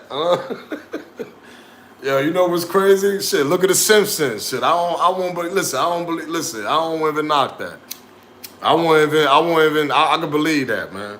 Cause look at the Simpsons. They predict everything that's going on in this goddamn world. Let's get to that part. You get what I'm saying? So, I won't be surprised. Shit, look at Tupac or Machiavelli situation. Let's get to that part. I mean, anybody follow Machiavelli? Anybody follow Tupac? You know what I mean? The whole 7-day theory, all that shit. I tell you, this shit gets spooky. But Dolph shit, let me ask y'all a question for the people that's here. Y'all think Dolph shit was, y'all think he was backdoor? Y'all think it's a conspiracy behind that shit, man? Dead ass. If it is, put a 1 in there, man. If it is, for the people that want to put 1s in there. Because I believe somebody backdoored him, somebody from his camp. They definitely did, man. They definitely did. They knew what time he was going there. They knew what time he was getting the cookies. They knew all that shit. And that's what hurts the most. I'm gonna keep it real. That's what hurt the most. The simple fact that y'all couldn't get him twice. Y'all done shot damn near 100 clips at that boy. But y'all made y'all way to that cookie shop. y'all know what time he was going there, huh? He ain't get shot in no club. He ain't get shot coming out no club. He ain't get shot riding down no highway or some shit like that. Niggas ran up on him on some mafia shit. That nigga got shot going to a fucking cookie shop early in the morning, y'all.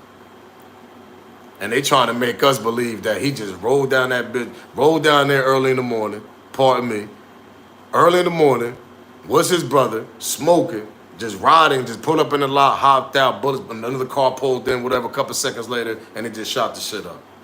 Case closed. That's what they want us to believe.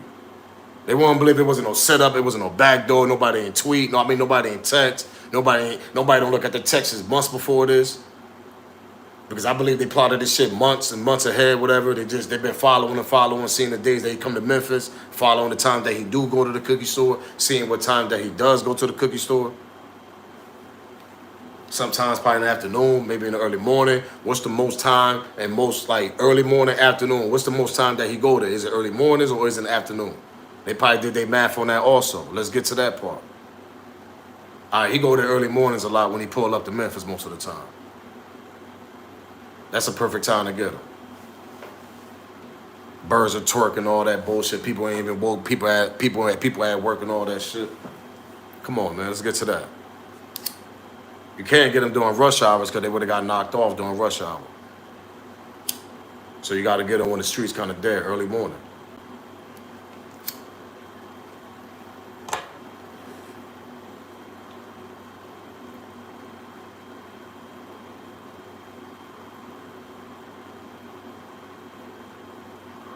That's the thing that bugged me out. If there's money involved in this shit, he definitely put his money down with her or somebody involved in that cookie, man, in that cookie store. If it's money involved, y'all. If it is. If it's money involved. And we're going to find that out probably will go vain. That's why I said the video footage, all that shit going to come out on trial. When that Dolph shit come out, that's when we're going to see the footage in the cookie store. We're going to see all that footage they're going to have that we've been asking. They're going to show the inside. And we're going to see how edited this shit going to be. We're going to see. Because they got to show the footage on the trial. And they better show that shit on the internet. They definitely going to show it on the internet, y'all. Because they showing the Melly trial. They showing all types of trials. So we definitely going to get that Dolph. And we're going to see. We got Young Thug shit. So Dolph shit going to be very interesting. Because Govain, straight drop, them niggas about to say some shit. Watch. I'm telling y'all. They talking about straight drop brother. Straight drop brother don't know nothing. That nigga is just an innocent dude that told his brother to come down here and just be covered, whatever. I can see what I can do for you. That's all he did. Straight drop just dragged his brother involved in the situation. That's all he did, to be honest. So now he ain't got no choice to explain that what time that straight drop came to Indiana, what time that he called you, what time he pulled up, what time he walked in your house, all that. That's the questions that they're gonna ask him in trial. They're gonna put all these time lapse on the time that from he got shot, the time that that's what they're gonna do. They're gonna try to put all the time together. Because that's how you go to match everything together. So that's what I'm saying. Like, and then Govain, they rather Govain out. So if somebody rather Govain out, And we're gonna find out who rather Govain now, because Govain came later, he came later on. Niggas, they ain't even know about Govain. Everybody was just on straight drive and Cornelius and the other nigga. And the driver, what? He just got, he locked up now. He been locked up for a while now. So come on, man.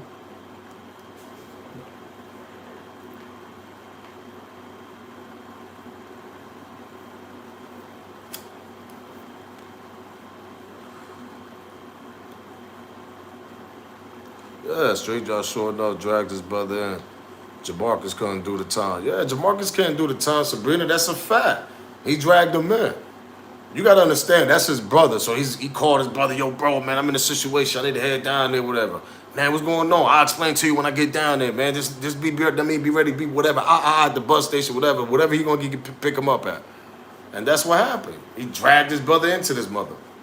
Went inside his house. Now he got his brother all involved in the conspiracy. Because that's what they charged his brother in, conspiracy. That's the only thing they could charge his brother with, conspiracy. So when they charge him with conspiracy, now you got to start talking. Because that shit hold like, what, 10 and more, 10 years or more? The less you're going to get, 5 and probably probation. Come on now. So that really don't hold no weight with his brother, because he dragged his brother involved in this. His brother just getting charged with conspiracy. That's why he had to tell.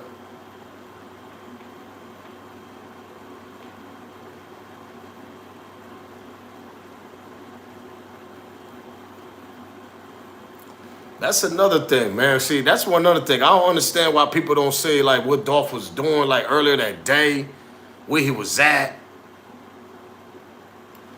People backed out their statement because people getting paid or something. Something going on behind closed doors we don't know about. That's the shit, beautiful, I'm telling you. People's behind the closed door, people getting paid and the shit that we don't know about. But since they got Govain, and when they get Big Juke fat ass, his grits little fat, ugly ass, let's get to that part. Because he think he laying back right now because of Yo Gotti. That's his brother. And Yo Gotti gonna have the best lawyers for him. But at the end of the day, if Govain gonna spit, he gonna spit some shit. And the only one that's gonna get Big Juke is Govain. He's the only one. That's why I can't wait till this trial start, because he's the only one that could drag Big Juke into this. Straight drop word ain't gonna hold no weight. Big Juke lawyers gonna eat straight dropping them. Eat them alive. Those are young boys. Y'all gotta understand. Like I told y'all, those are the crash dummies. When you got the crash dummies gonna crash. And when they crash, they ain't got no good lawyers. And when you got Big Juke and he got the top-notch lawyer because his brother got on the top-notch lawyers that money could buy, they gonna eat them crash dummies alive. So who's the only one that can hold the weight to try to get Big Juke involved with that $40,000 hit, allegedly that's involved, that supposed to be on Young Dolph head? It's Govain. He's the only one. That's what I'm saying, Sabrina. He's the only one, though. Govain's the only one that could bring Big Juke down, man. Nobody else. Because look at the thumbnail. Just look at my thumbnail. You see pictures with him. That's the only one that's connected to the head honcho. And the head honcho is Big Juke. Yo Gotti is he's the king. He on top of the pyramid. Then you got Big Juke the second. The third was Govain, probably, the whole time. Govain was in the streets. Big Juke got his hands in the industry and the streets. And Yo Gotti, he stayed his ass in the industry. He don't come down. He don't come down to the streets. There's steps and labels to this shit, y'all. Y'all gotta understand that. Especially when you build a pyramid and a label like CMG, like Yo Gotti did. He built that shit with his brother from hands down. That's what they did. They did what they had to do, got it up there. Now Yo Gotti do the business. Juke do the business in the streets also. Come on, makes sense.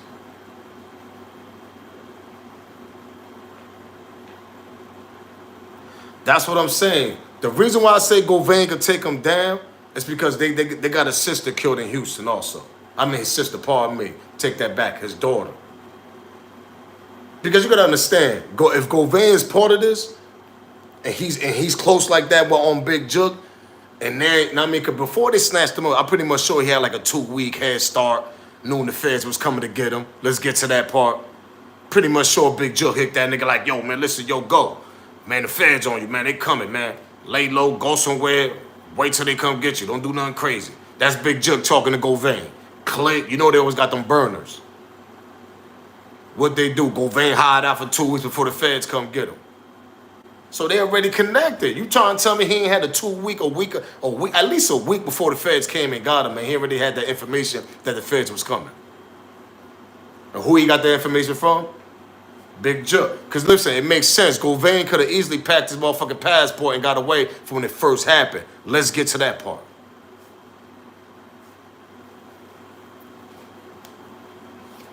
Y'all ain't think about that?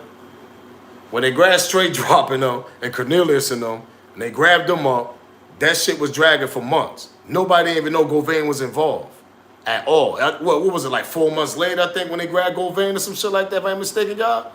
4 to 5 months?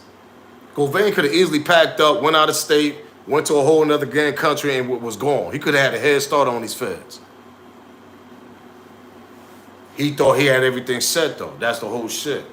He put his trust on whoever put that information that Govain was involved. And we got to find out who put Govain involved. I think his own camp gave him up, to be honest. Let's get to that part. People think it's Straight Dropping him. It might be his own camp. Govain or Big Juke might have gave his ass up.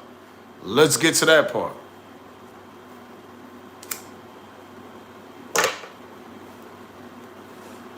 Big Juke might have gave Govain up. It's a dirty game.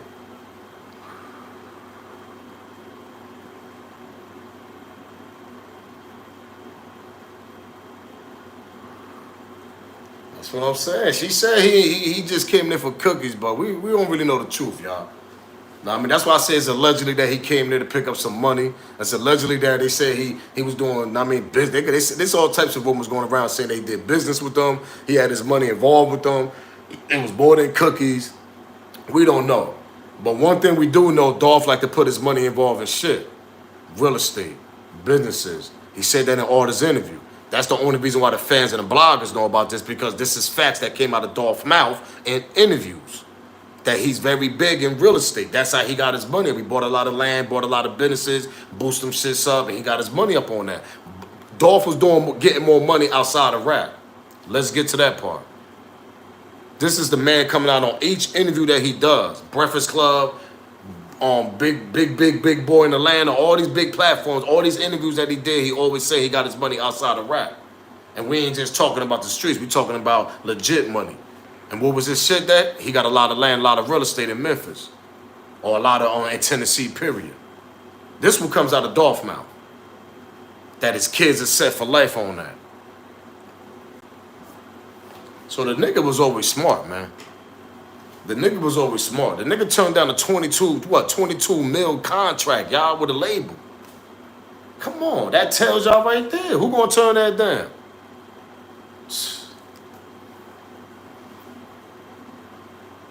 Niggas thinking he locked in with Ghazi and all that he signed a big contract of 360 with Ghazi Empire. Nah, he ain't signed no big. I believe he only signed a distribution deal with Ghazi, to be honest. That's what I think he just did. Something like that. Just to push his label, get a little bit more promotion. That's about it. Because Dolph had his own money. He had his own money to promote his own self. Let's get to that part. Gotti needed rock. He needed Def Jam. Gotti wasn't doing the same shit Dolph was doing, the way he was pushing people out and all that. He was using his own money plus his Empire distribution deal. Come on, man. Gotti needed Def. That's the only reason we heard about Gotti worldwide, because of Def Jam.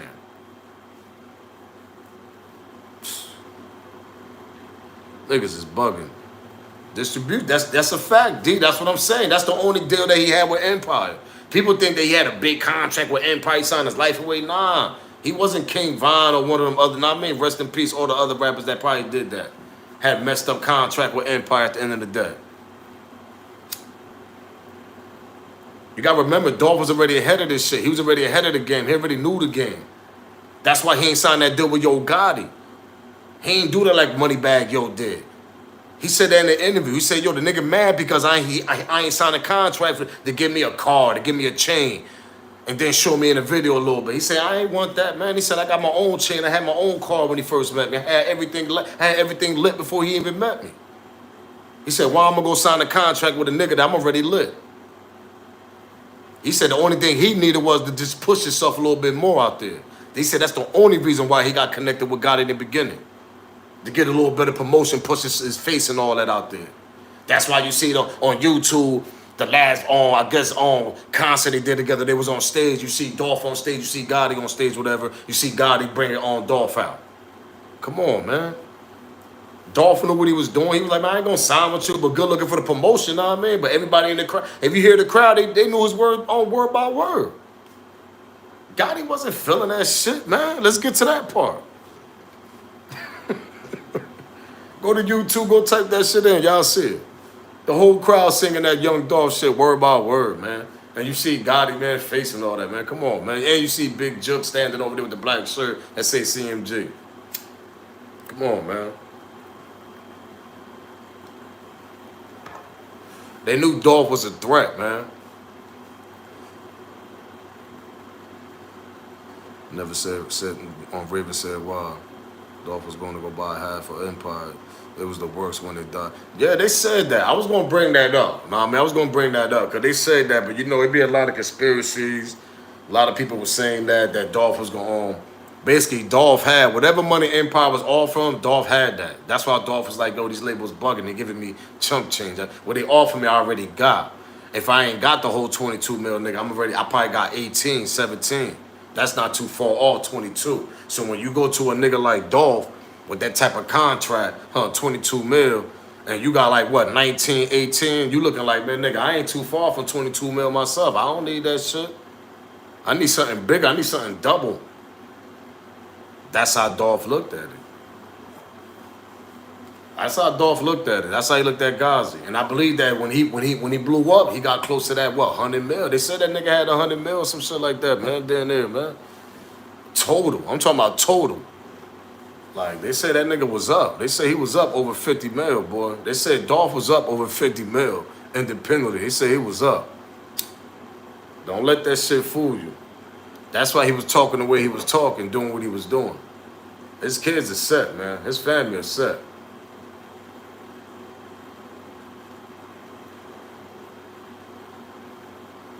Yeah, he didn't fake it till he made it either. That's another thing. And you remember in the interview when he said that, Mr.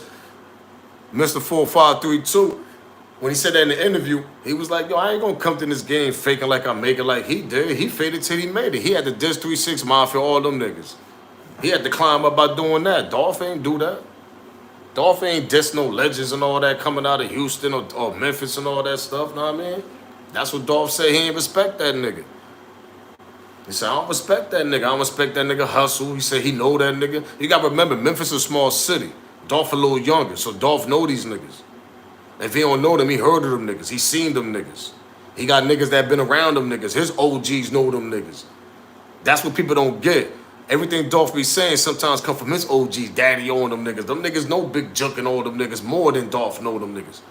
They got more history. Dolph know more. Dolph know them niggas too, but you gotta think about it. Daddy O, whoever else in the background from Memphis that's riding with Dolph, all them old head niggas, them niggas know them old head niggas from CMG too. Let's get to that part. Come on, man.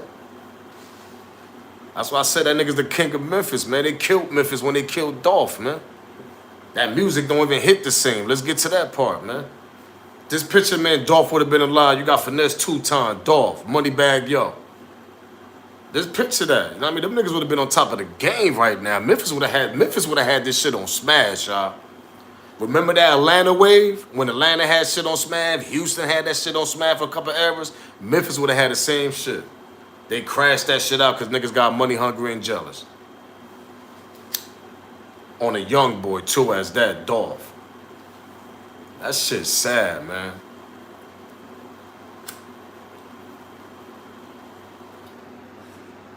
That shit's sad, y'all, for real.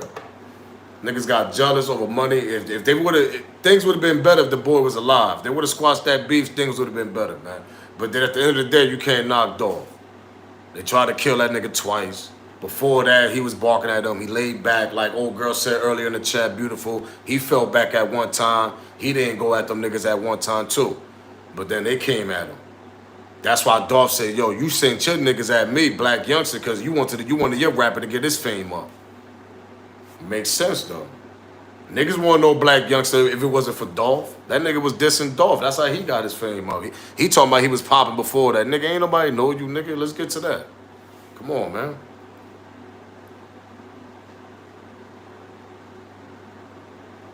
Yeah, he definitely, man. Like, it's a sad moment, though, man, because you got people like Nip. You know what I mean? You got people like Dolph that die. They always kill the good ones, the ones that had them good hearts, that talk a lot, that drop a lot of gems in interviews, that try to inspire, you know what I mean, the young niggas that's coming up in the rap game, that try to tell them, like, yo, listen, if I did it, y'all could do it. Or if y'all niggas, like, Dolph was like a Nip, but Nip had way more knowledge. You know what I mean? Y'all, we all know that Nip had way more knowledge. But Dolph was there. Dolph used to drop gems, too. You should tell these young niggas in the interviews, y'all niggas do what y'all do like I did it. Don't sign y'all life away. Grind this shit out. Do this, do that. Signing young niggas from Memphis. Giving them opportunities. Come on. Yo, Gotti wasn't doing that shit. Let's get to that part. He wasn't doing that. He only signed Black Youngster because he needed somebody wild to bark at Young Dolph, because Young Dolph was on his neck. Let's get to that part. Come on, man. We all know that. We all know that. Black Youngster, the only reason you signed Black Youngster to bark at Young Dolph, because Young Dolph was on his neck. That's why I tell people, yo, Gotti ain't had no time because he ain't got time to come down to the streets. He's up top handling business. So what he got to do? Yo, man, hey, yo, bro, man, go sign somebody from out there, man. We need somebody out there to get at Dolph, man. Somebody wild, somebody bugged out. What Big Juke do? Oh, hold on, I got somebody, bro. Hold up. I'm gonna hit you another one. He go get Black Youngster. Now you got this bugged out black little nigga that's bugged the fuck. He bugged out. Everybody know this nigga is bugged out. Perfect nigga, hyper. Energy is off the hook. Sign with CMG right away. Come on, man. Come on, man. Let's get to that part, man. That's the reason why he did that. He ain't got time to come down to the streets. That's what Big Juke come along. Big Juke is the one that's on the streets grabbing all these artists, doing what he got to do. Come on. It's a fact. It's a fact. It's a fact. Let's get to Glorilla. Let's get to that part. Glorilla would have been signed with Paper Route. Am I right or wrong, gang? Come on.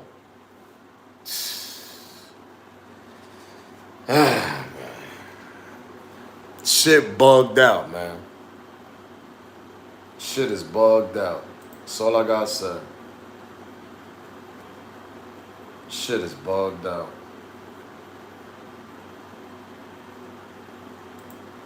It's sad, man. Because Glorilla would have been signed with Paper Route, because she was a Young Dolph fan before she even got with CMG. That's why I said, man, rest in peace, Young Dolph, man. Everybody know the truth. Everybody knew he was the realest out of Memphis. Everybody knew he was the king of Memphis. Everybody knew that. They couldn't touch that boy. They couldn't touch Young Boy, man. Young Boy was that nigga. He was on his grind. That's why Gucci messed with him. That's why a lot of these rappers mess with Dolph, man. From Chicago, everywhere, man. Come on. You had niggas in New York messing with that nigga. You had niggas from Atlanta messing with that nigga. You had niggas from Miami messing with that nigga. Detroit, Chicago, Milwaukee, Cali. Come on, man. Got me wanting to roll up another CB. Let's get to that. It's the gang in here, man. Rest in peace, Young Dolph, though. Like I said, Big Juke gonna get his, though, man. Because you was the mastermind of this whole shit. Let's get to that part. You was the mastermind of this whole shit, Big Juke. Like I said, Govain walked in that cookie shop, talked to somebody that worked there, found out what time and what day he be coming, what time he be coming, and that's how that shit started from that day on. That's how that shit laid all the way to November.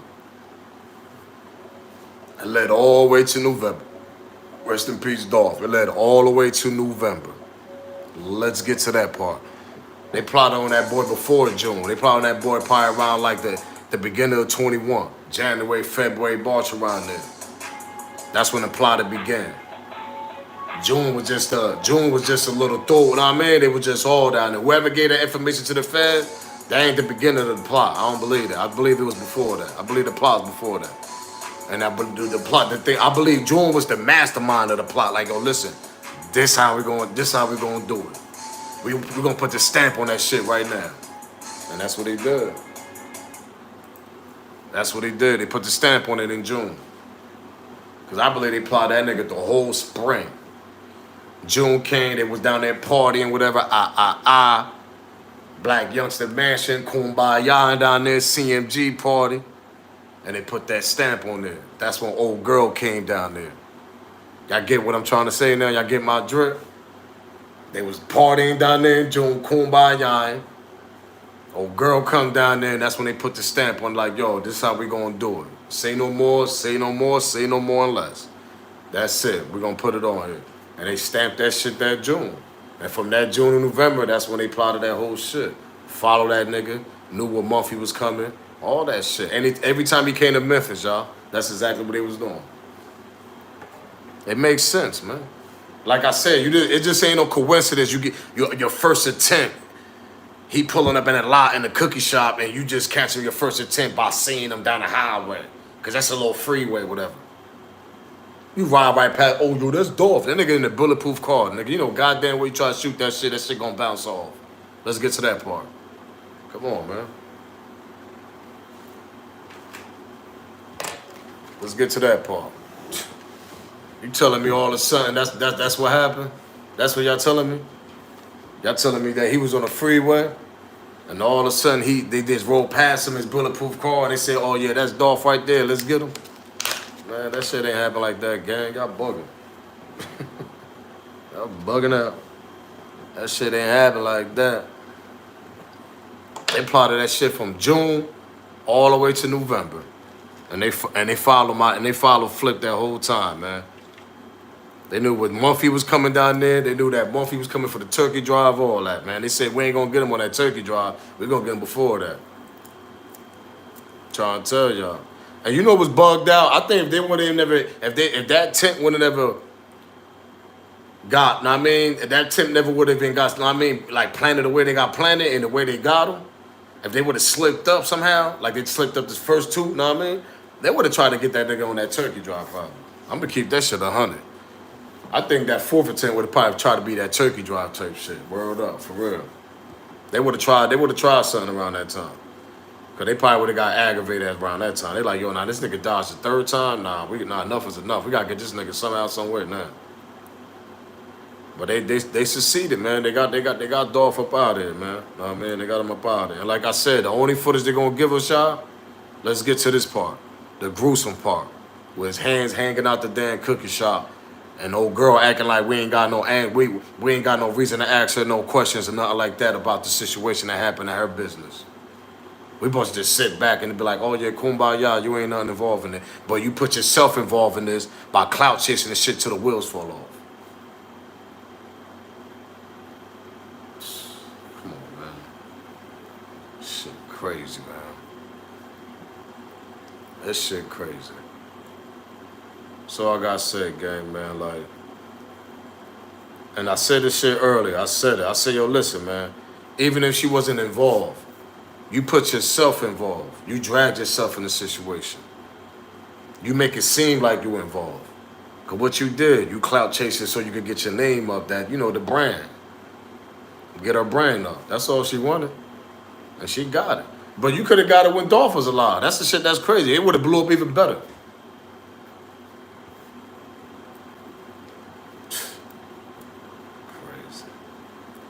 But you on platforms.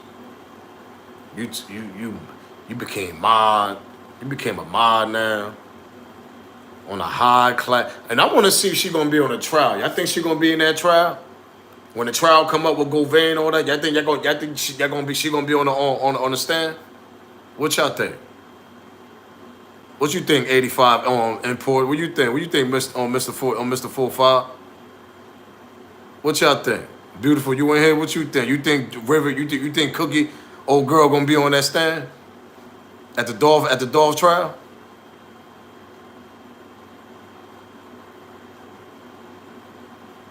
$85 said no. And you know what's crazy? If she don't get on that stand, that's bugged out. That's all I gotta say. And she wonder why everybody's on her neck the way they are. And she wonder why. But the only thing she can't say, you see, this the shit that's crazy because she wasn't there. So she can't even get on the stand if she wanted to because it's like, what you gonna say on the stand that you wasn't there? Y'all get what I'm saying now? They might be on their head, D, but at the end of the day, she wasn't there, D. She wasn't there. You get what I'm saying? She wasn't there. That's why everybody's screaming on her the way we screaming on her because we like, yo, how you gonna be on here chasing this shit the way you chasing it when you wasn't there? She wasn't at the scene. She wasn't there. She wasn't in the building. So how they gonna call her on the stand? What they gonna call her on? Like, yo, all right, we need her to get on the stand. What you could tell us? Y'all get what I'm saying? The only way she gonna tell us is Govain, the key witness, saying that she was allegedly a part of this, a part of this whole allegedly on plot. That's the only way. That's the only way she gonna get on there. If Govain said that she was allegedly involved in this whole situation also. That's the only way she's gonna get on there. Because beside Govain, they can't bring her on the stand for nothing else because that girl wasn't there. Let's get to that part. Unless they got some text messages behind us. Know what I mean? Unless they got something like that we don't know about. So that's a whole nother story right there. They got some text messages or something that's connected with That's the only way she's gonna get involved in that. It's gonna be crazy.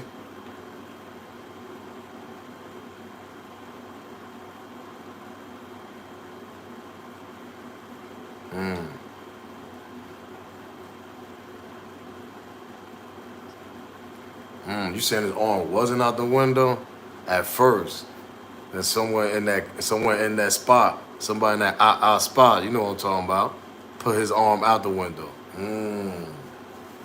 You know what's crazy? They've been saying that, it's crazy, man, because that's the same thing I've been hearing too on here. I be watching other people do it, and I'm like, dang, you know what I mean? Then I look at the video, I look at everything, and I'm like, it's possible. It's possible. I ain't gonna front. It's possible to move a body, but the only one who could see that, and the only one who's seen that, is his brother. The person that was with him. That's another key witness.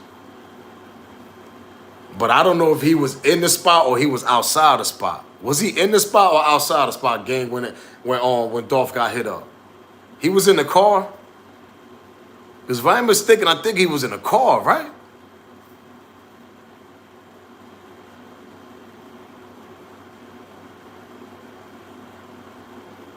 But was his brother in the car or his brother was inside with him? That's the only thing I don't remember on that. I'm like, yo, was his brother in the car or his brother was inside with him? That's the only thing that I can't click on right there. And I was going to go back and check that out, but one of y'all can let me know on that.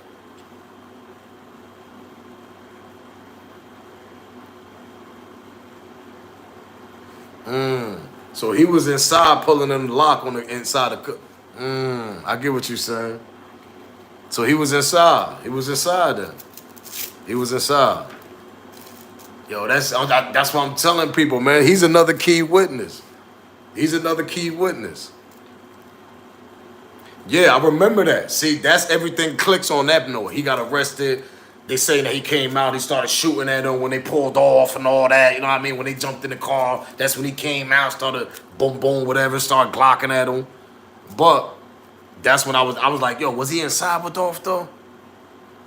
Like, it's bugged out. It's bugged out, man. He was trying to get covered, and I believe he was trying to get covered inside because they was letting off them shots. See, they got Dolph right in the middle. I think he was sitting by the door. He was protecting the door. And that was the whole trick. Them niggas wasn't coming inside. His brother was protecting the door, thinking that if somebody went up in here and tried to hit us, not knowing that the glass ain't bulletproof. Let's get to that part. Why that glass ain't bulletproof in the hood?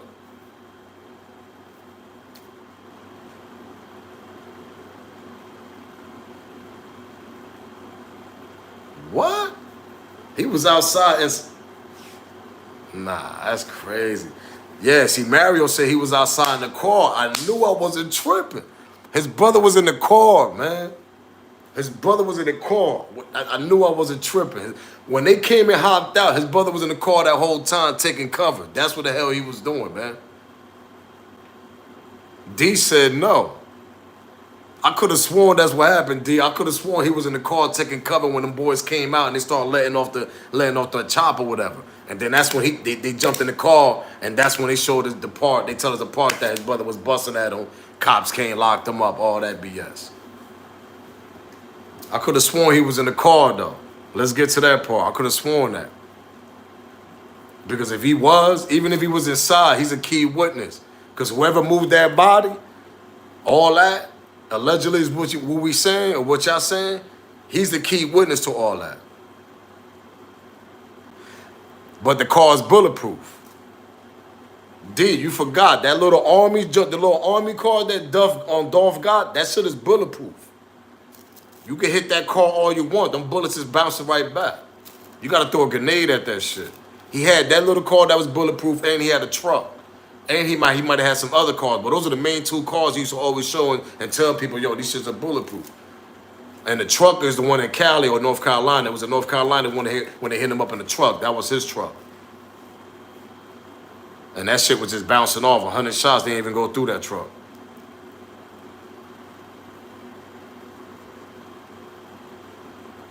So it makes sense if his brother was in the car because he was safe in the car. So he waited till they jumped in their car, pulled off, and that's when he hopped out, started shooting.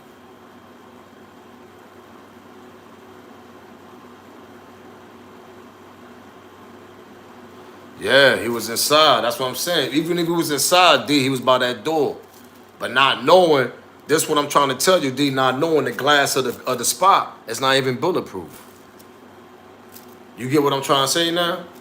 He probably thinking that spot is bulletproof with the glass, so the only way if somebody try to come inside, they got to open the door. They got to come inside to try to hit him up. Y'all get what I'm trying to say? So he probably not even knowing that spot not even bulletproof with the glass.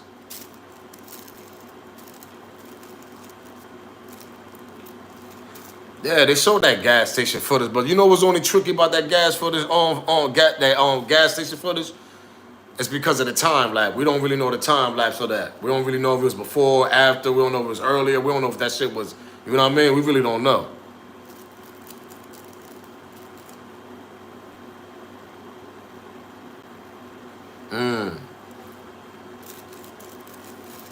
Yeah, Tahara, was it Tahara? Yeah.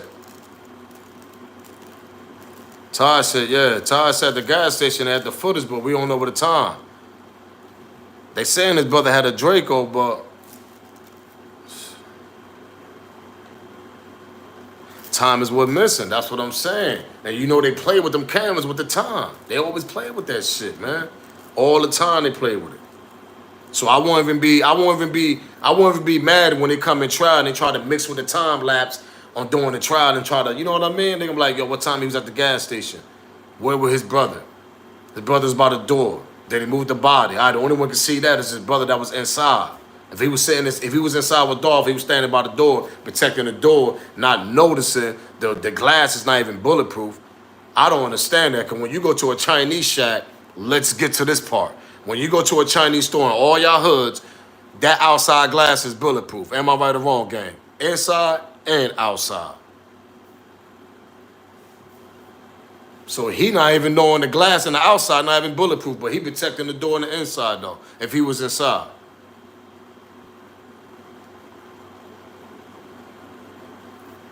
He would have got hit, too, if he was inside, Mario. That's what I said, too. This shit bugged out, man. The only part I see is this nigga getting locked up outside and shit after they say he busted a shot at them niggas when they pulled off. That's the only part I see. They don't. That's like I tell you. They show y'all the gruesome part, and they always show you at the end part when somebody get locked up. But they never show us the middle. They never show us what happened, where niggas was at. Like, that shit is bull, man. It's bull, man. Niggas is getting tired of that too, man. I'm being honest. Niggas is getting tired of that. They always want to show us the gruesome part of these rappers, how they laid out in the ground. But they never show us the middle part, how these dudes pulled up, what angles they came from. They never show us none of that. They always want to show us the gruesome part.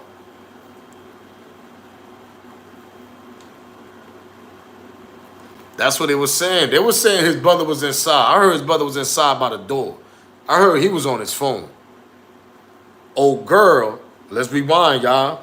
Let's rewind, go back. Old girl said that on the platform, and I don't know how she know this, and we don't even know how she know this. She must have noticed from the camera. She said that Dolph got a call. Remember she said that game? Smoke game. Remember she said old boy got a call. She said Dolph got a call, and he had his back turned, whatever, and that boom, boom, boom, boom, boom, action. That's when that action pack happened.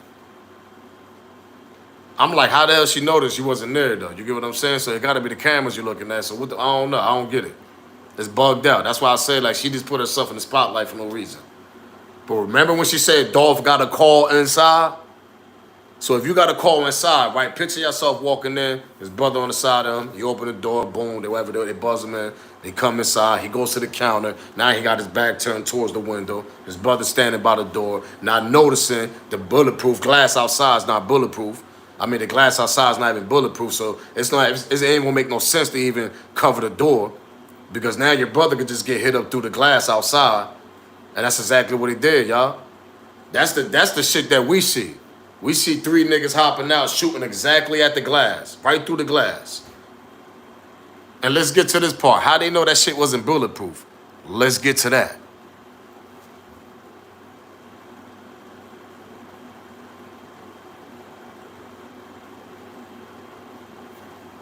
How they know?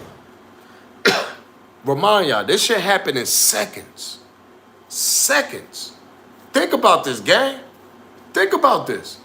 This shit happened in seconds. How they ran up that fast in that white car.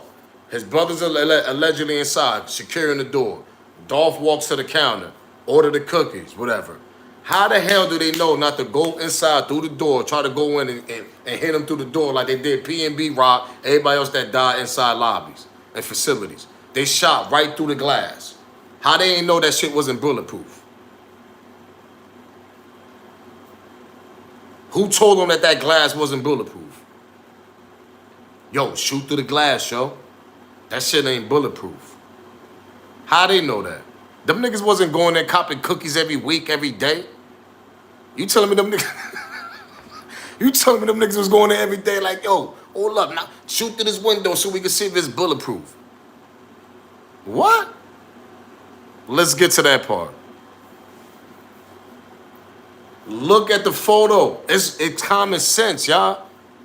If a nigga in the Chinese store out here in the East Coast, these niggas run in the Chinese store and hit a nigga inside the Chinese store. They don't hit him outside the Chinese store because they know the glass outside is bulletproof. Once you close that door in the Chinese store, that whole fucking glass is bulletproof from the door to the fucking window.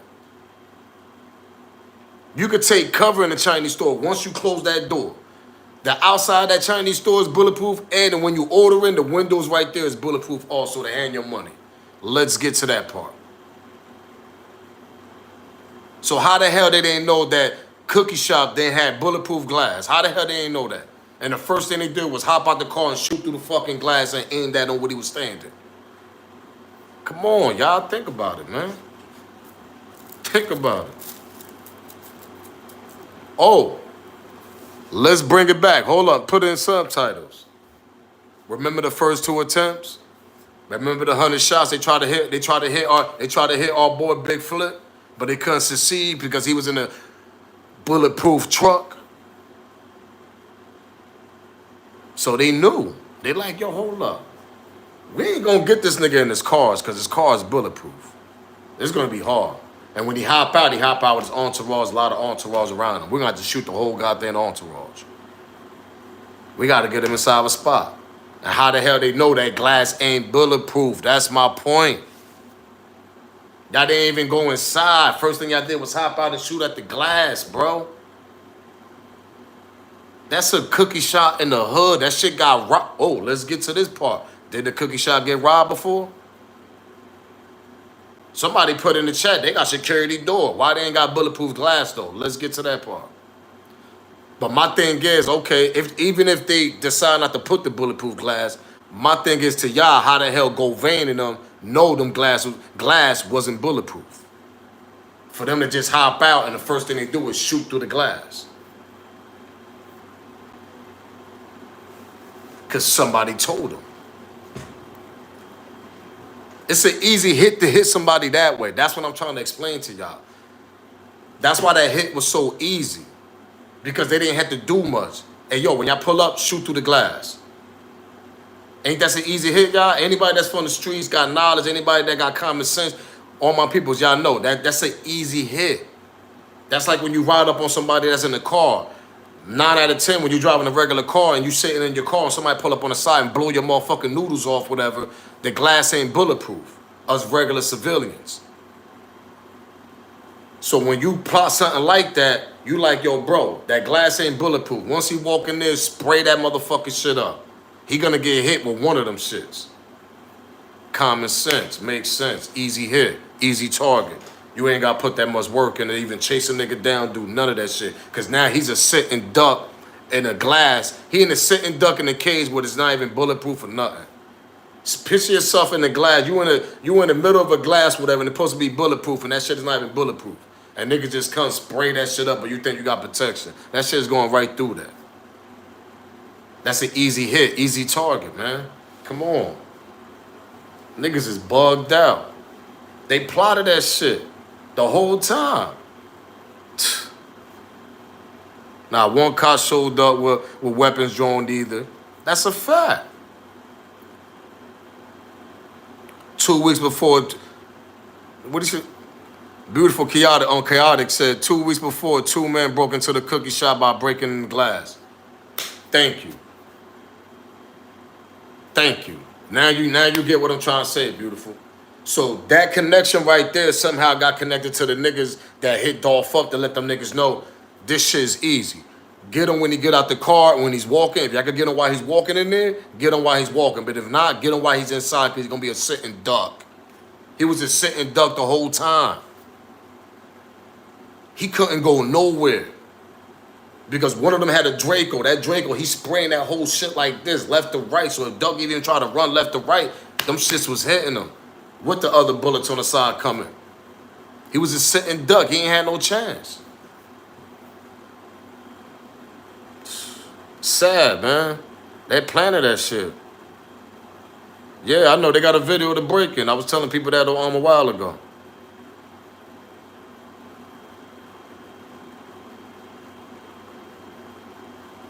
That's what I was saying going hard. Was it 2 weeks apart for real, beautiful? Because I was saying it was like months. I was thinking they only robbed that store months before that Dolph died in there, to be honest. I thought it was months before.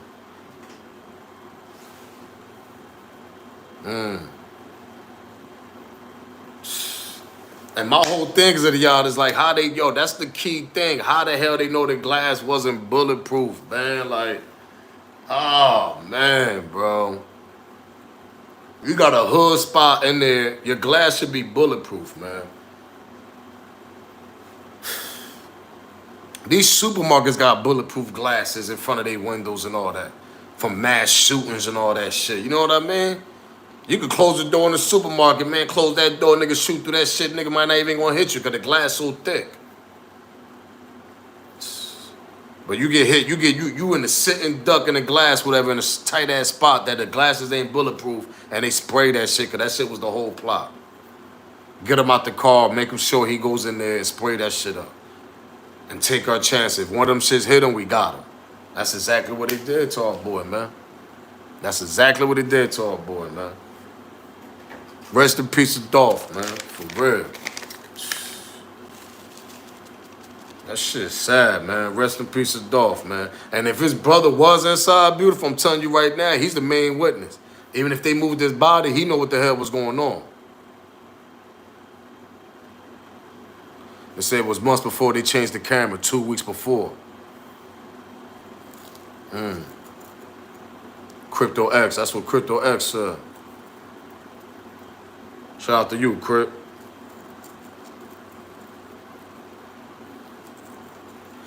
Going hard said the camera footage wasn't that good. Yeah, the camera footage wasn't that good. That shit was bogus. That shit was bogus. But you know what's bugged out, though, going hard? They're going to give us the gruesome part, though. His hand hanging out the fucking window. What type of shit is that, man? Come on, man. Think about that. That's some sicko shit. That's some sick shit right there. That's some sick shit to put out, for real. You don't give us nothing else, but you're going to give us a gruesome part of a celebrity rapper, hands hanging out the window dead. Come on, man. And that's only in the strength because somebody was outside recording. Let's get to that part. There's some footage outside that people got outside hearing conversations and all that shit that's out there. And looking at the people that was in the store that was actually employed that day at the time of the scene. There's footage out there. People had their cameras out on their phones, so people got that shit. They got the employees that was working at that time. Because they was outside the facility. They said he was taking his jewelry, but this is my thing. If they were, they had to take that shit. His brother had to seen that. His brother had to seen that, bro. You telling me his brother ain't seen that? Because his brother got locked up when the cops came after. Unless when he went outside, started bucking at him, that's when he went over there and started moving his body and all that. That's the only thing I can think of. But shit, you got the whole fucking glass right there. You can look right through the glass and see that shit. So his brother, somebody had to see that shit.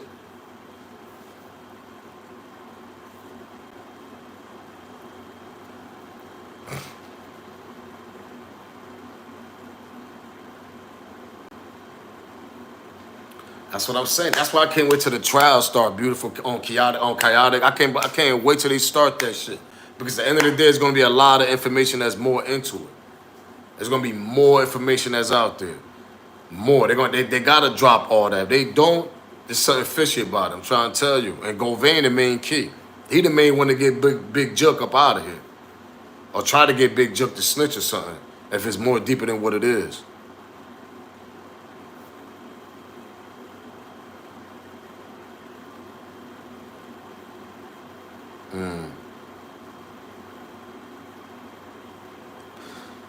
Crypto says a whole lot of bodies tied to this. That's why it takes time. They whack more than Dolph in process of old ladies, gangsters, military vets, and all types of folks getting justice. That's a fact. Nah, that's a fact. A lot of bodies dropped over this Young Dolph situation. They were saying. I seen that shit on the internet and all that. I was popping on their news, putting their news on the internet. Man, it was bodies dropping after that. And I know them shits was connected with Young Dolph situation. Because there was too many bodies dropping after that Dolph shit. Yeah, Dolph definitely only talked about his sisters. That's a fact. But you know he's connected in Chicago. That's another thing. He got family in Chicago, so his roots come in Chicago, man. And according to what I know, them Chicago, they love Dolph up there, man. They loved his music. So he was connected. And Yo Gotti ain't like that shit. Big Juke ain't like that shit. Let's get to that part, man. That's what I'm trying to tell people, man. Young Dolph was a more swagger nigga than Yo Gotti, man. When he stepped in the room, he got that attention. When Yo Gotti stepped in the room, he ain't get that attention. Let's get to that part. That's what I'm trying to explain to y'all. Gotti had to get him up out of there, but Gotti ain't know how to do it, though. That's what I'm trying to say. So he had to let his brother do that shit, man.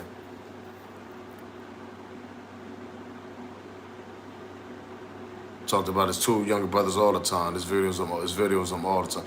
I think he did talk about his two young brothers. I heard him a couple of times talk about his brothers, too.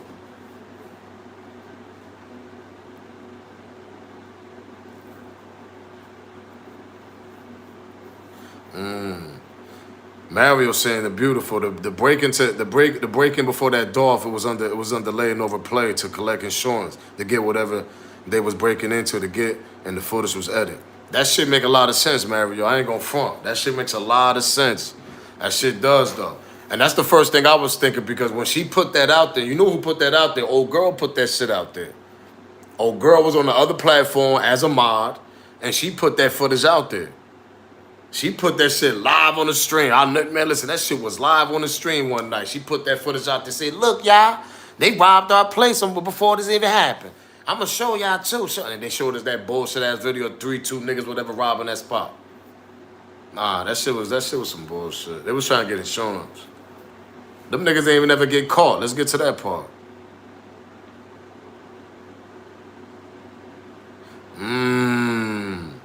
Crypto X, you going D. I remember that. I remember that, Crypto. I remember that dude on Taylor. I remember Taylor. Yeah, I remember he was on you know what's crazy? He was on a couple platforms. He wasn't just on one. I caught him on the cup, and I'm like, yo, who the F is this dude? But you know, he was doing the on Memorial and all that. He was the one that was painting, clean, keeping that shit clean, doing all that stuff. Know what I mean? And then he ended up dying after that. That shit was, yo, that was a bugged out situation. They trying to say he died over some relationship hate. They saying he was messing with a married woman and her husband whacked him out of here. That's what they was trying to say. I don't know how true that is allegedly. They were saying a married woman, ex or a married woman, a husband, whatever, you know what I mean? Got the boy up out of here. They say he was a massage dude. He used to massage these ladies and some shit like that. Yeah, he was on a couple of platforms talking about that before he died. And I'm like, yo, who the fuck? And he was talking about the Young Dolph, how he met Young Dolph. I'm like, yo, who the fuck is this dude? I don't know, Tahara. I don't know about that. I don't know if he went right after he went on Old Boy platform, the one you just named. But it's just funny that after I think he did go on Old Boy platform, that shit happened to him. Rest in peace to him. You know what I mean? I know exactly what you're talking about, and that's kind of crazy. It's kind of bugged out. Her being a mod is wild. I told you. If you just think about it, right, it's wild. And just think about the case that we talking about. We ain't talking about there's no regular case of young nigga just died out of Memphis, regular civilian, whatever, or young nigga that ran the street. We talking about a high profile rapper, like I always say. High profile rapper. And it's bugged out that she's a, you know what I mean? She's a mod and she put herself all in the spotlight of this shit. You said, nah, he was talking too much.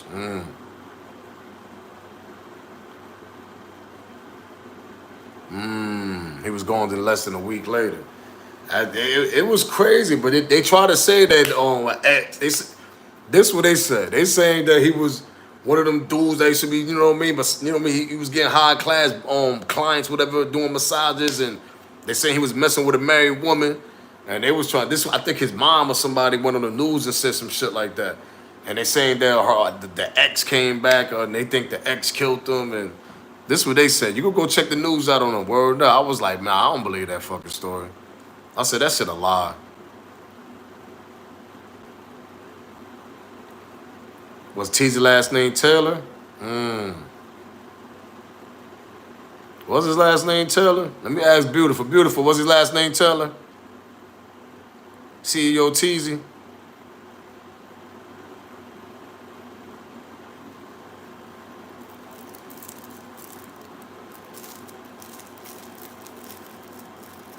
They say it was going in a week later.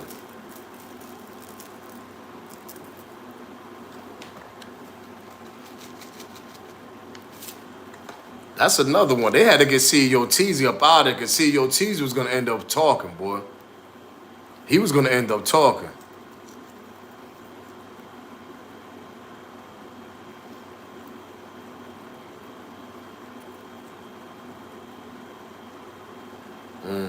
You said they jumped over the counter, three of them. One of them got the key, run to the back. Run to the back, got what they came for. And when they got it, only showed two jumping back over. I gotta check that out. Mario, you in here dropping them gems, huh? You breaking memory lane down on the video. Cause you know it's been a while people ain't watched them videos. And that's bugged out if it was only two people that end up popping back up. That's what I'm saying, man. Like, yo, I'm telling you, they plotted that whole shit way before June. Because my whole thing is, how the hell you even know that old boy, like, I mean, that whole spot, it wasn't even bulletproof, like. And if you did shot through that shit, how you know they ain't fixed it? That was one of the easiest hits they ever did. I'm trying to tell y'all, man. One of the easiest.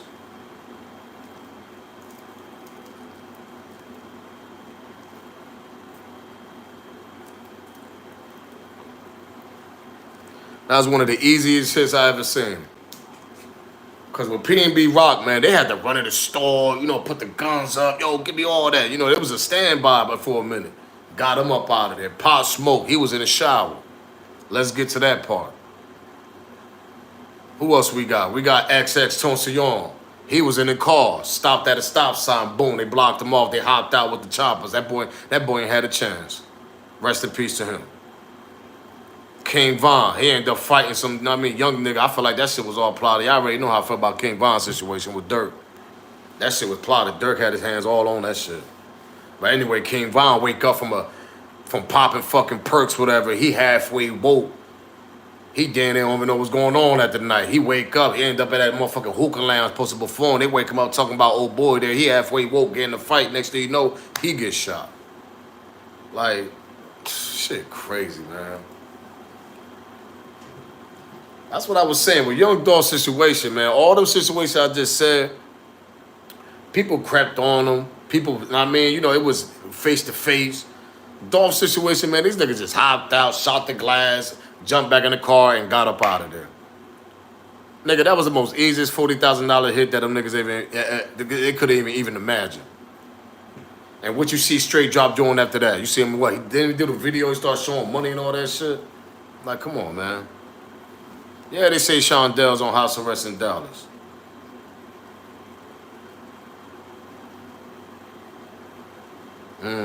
So Teezy and Jermaine must have been related? I don't know.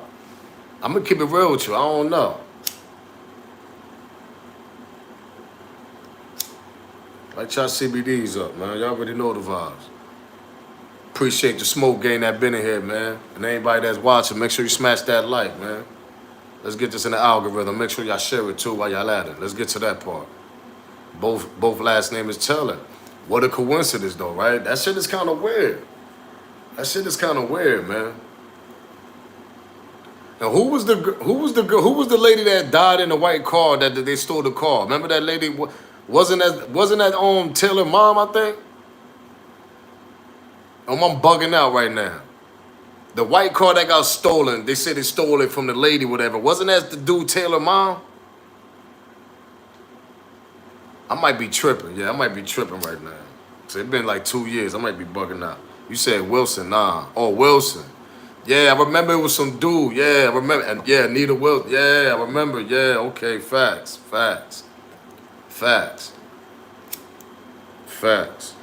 Then I remember. Yeah, Nita, yeah.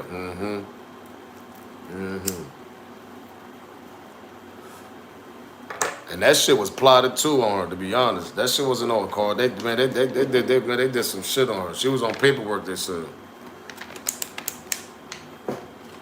They was saying she was on paperwork. Let's get to that part.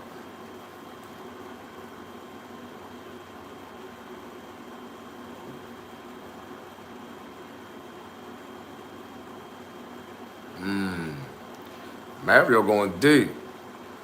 It might be that though, Mario, to be honest, it might be that, man. They might went in there because they knew Dolph money was in there or he had business with them. That's what I keep saying. I won't be surprised if Dolph allegedly had business with them in somehow, some way. And niggas from the outside, since he signed Big Moochie Grape and all these rival niggas that was rival to CEO Teezy, he started signing these niggas that was rival to CEO Teezy and them niggas. Go vein on CEO Teezy and them side because he know them niggas also. Big Jook is the head honcho. He the one that's giving the money out to these niggas. And I won't be surprised if he was doing business with the cook. If Dolph had some money involved in that cookie spot, I won't be surprised. Because he probably was trying to boost their credibility up. He probably was trying to get them to boost their shit up somehow, some way. Niggas probably robbed the spot. You know what I mean? It was all a play, probably. That's what it was. It was all a play. To make them come there the second time, to make them come there again comfortable. And I always tell people it'd be a comfortable situation. Always comfortable. Maybe he was waiting on old girl. Remember old girl said she wasn't there. She was on her way up there. Remember she said that? She was on her way up there before she got the phone call. But she was down there handling some business at the other spot, I guess, downtown. Maybe he was up there and he pulled up and wondered why she wasn't there and probably was waiting. Or maybe he was making a phone call instead of him receiving a phone call. Let's get to that part. Maybe he was making a phone call to her or was about to make the phone call and besides receiving the phone call. Wondering why she wasn't there when he pulled up. Like who he was more comfortable with, because he always said, "Oh yeah, he was cool with my father and my mom and all." But we don't see that. The only videos we seen was you and him. That's it. And you the main one on all these platforms talking about how much you should see him all the time. He used to come to the spot.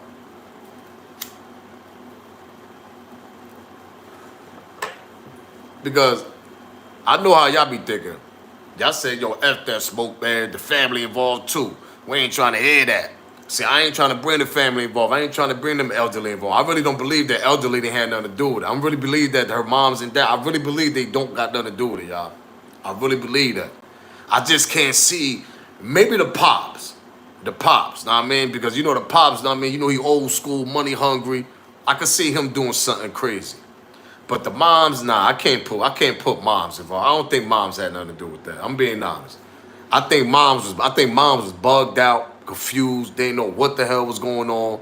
And I think she just ain't know how to react, gang. I'm being honest. But the pops, I think the pops might have some ties or something like that, because they say he was a pimp. You know what I mean? He was in them streets. Let's get to that part. Just because you left the streets, nigga, don't mean you ain't still got streets mentality. Doesn't mean you ain't got street mentality. Let's get to that. Just because you left the streets doesn't still think you don't think like a street nigga. So the pops, I could definitely see the pops doing that. I could see the pops got his hands in that cookie jar. Let's get to that part. But I definitely can't see the moms, y'all. And I be seeing that, they be like, nah, the moms. I'm like, nah, I can't see the moms, man. I just can't. I couldn't see the moms. I think the mom was confused. They didn't know what the hell was going on. I'm being honest. And that's what I believe. Crypto Dolph was about to shoot a video up there because he was going to promote that damn store. When you shoot a video in front of a store, you promoting that shit. You know how many tourists going to come there and all that? Let's get to that. Everybody know that. Every rapper that be posting videos in corner stores, and man, they be getting mad. People coming in their corner stores and all that trying to catch that. You know what I mean? Come on, especially when a rapper pass away. Come on, man. He definitely, and then you know what's crazy? Didn't Key Glock end up shooting a video over there after that.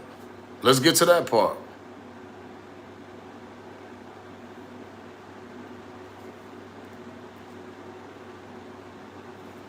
That's what I'm saying, Mario Dolph been messing with them for years. People thinking that video that's out, oh yeah, you know, I got them hot ones, Dolph. They thinking that video that's out, that's the only time she met him. Nah, they been messing with Dolph for years, man. Dolph, I think, had his money involved in that business. I think he had his money involved in that business, gang. That's what I think he really did. I think he had some money involved in that business, man. He might have. And I think the old man, the pops, had a connection with him, or I mean, I could see him. I could definitely see him. Allegedly.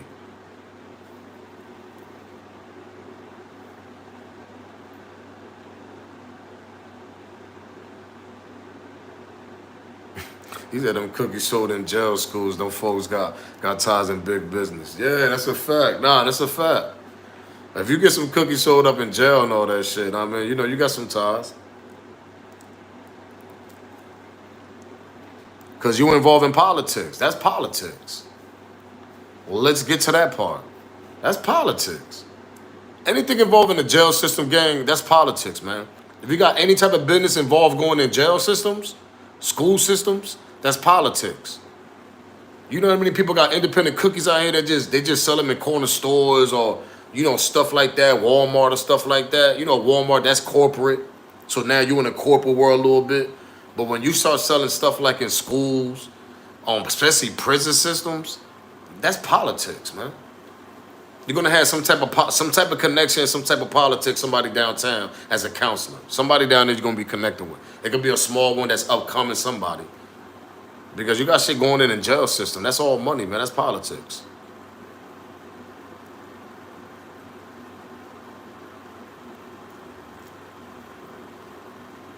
She said she let her change till she wasn't there, and he never called up or showed up, and they didn't know he was coming. Yeah, beautiful. That's a shit, yo. She changed her statement so many times. She gotta be on that witness stand, because for somebody to be on this platform to explain somewhere that you wasn't on Boss Talk 101, like I told y'all in that interview, Boss Talk 101, y'all go on there. Them two hosts, man, they asked her the real questions. That one dude was like, yo, but you wasn't there. Like, damn, I thought you was there where everybody was talking, the way everybody making scenes. She started laughing. Yeah, you wasn't there. So how the hell you gonna explain all this type of information? What you gonna say, your sister? Man, your sister was dodging and ducking for the bullets. Let's get to that part.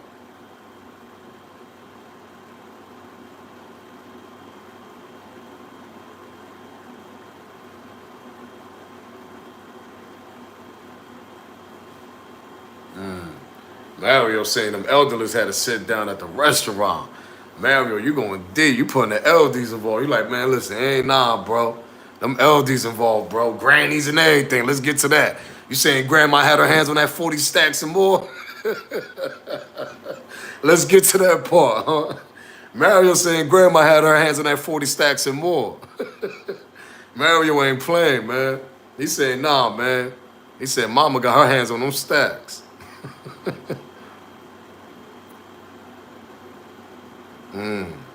He said not just Gotti though. Dolph has Zebo on this line.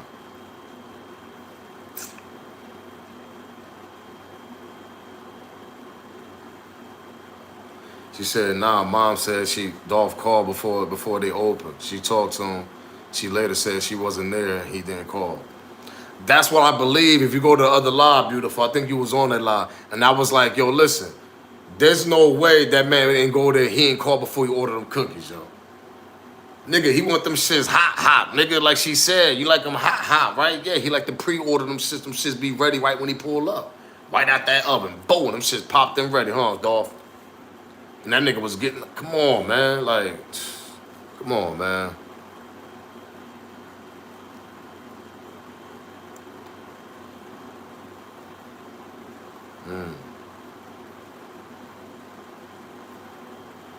Man, Big Juke got his hand on all that shit. Let's get to that part. People can't forget that. Big Juke got his hands on all that shit. All of it. All of it.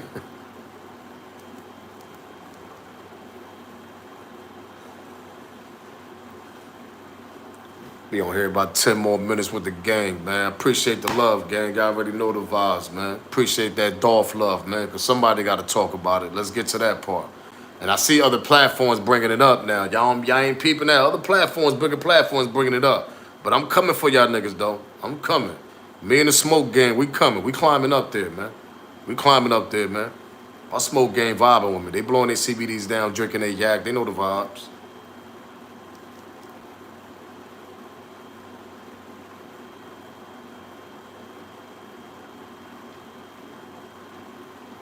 That girl has so many stories, beautiful, man. Let me tell you something. Man, we don't know what the hell she talking about. I'm being honest, beautiful. There's so many goddamn. And you know what's crazy? This is all the information that she said that you carried, that you caught on, and you remember.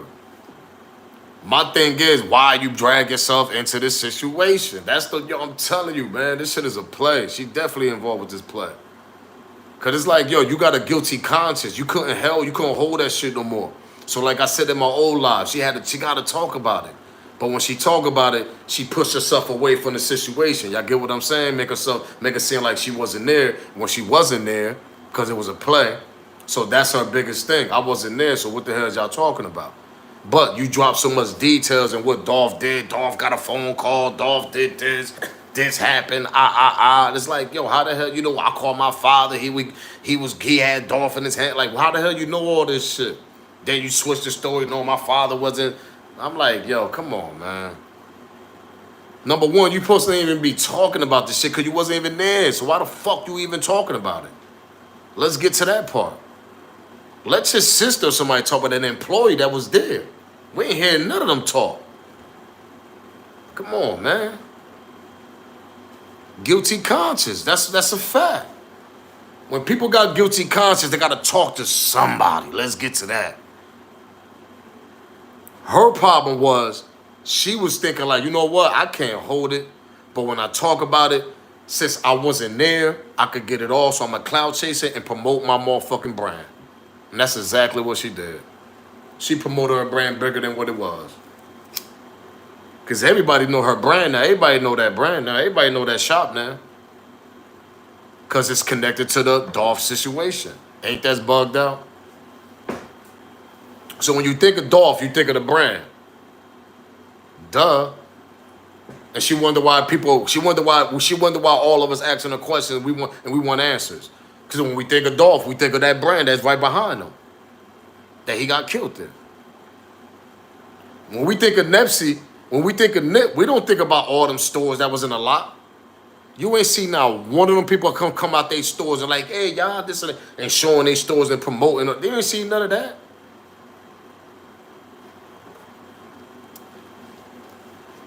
And they was there. Them people them people that was in the store in Nipsey lot, they was inside working. Let's get to that part. And you ain't see none of them come outside clout chasing. And they could have clout chasing till the wheels fell off on that Nip case. Let's get to that part. The only one did was Cowboy. And he's still clout chasing off a Nip name. Acting like he don't know what the hell happened to Nip. He don't know the truth. Oh man, you know the truth. Let's get to that part. You're another live I'm gonna talk about. I'm gonna talk about Nip's situation and Cowboy, how he acting like he don't know what the hell happened to Nip, and he don't know the backstory about what the hell happened to Nip. Let's get to that part. And you out here clout chasing, still standing though, right? Crazy.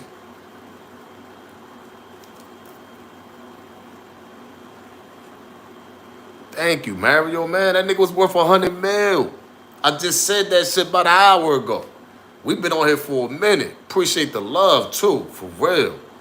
But I said that shit an hour ago. I said, why you think he turned down 22 mil? That nigga was up, man. He had money outside of rap. Nigga had real estate booming like a mug. He had houses. He had businesses. The nigga was doing him. Come on, he used to say this shit in his interview. I'm not making this shit up. I'm not making breaking news. Oh yeah, Dolph had my businesses, y'all. No, nigga, go to his interview, and he always used to say that. That's why I'm telling people that. This nigga was up. He was giving gems before he died. How his sons and his daughter and his kids are set for life. How all the real estate he was buying out there in Memphis and Tennessee and other areas in Georgia and Atlanta and all that. Come on, man. That nigga was up, man. That nigga was up. Dolph was up. Plus his streaming. Plus he was independent on the rap. Don't get it twisted. Nigga was his stage money was crazy too. Shit, man. I don't know. Dolph probably was getting like, what, 50, close to 100,000 a stage. You know what I mean? Like, come on. Because his music was going up. Even if he was getting 50,000, that's still a good look. 50,000? A show? Come on, man. You do the math.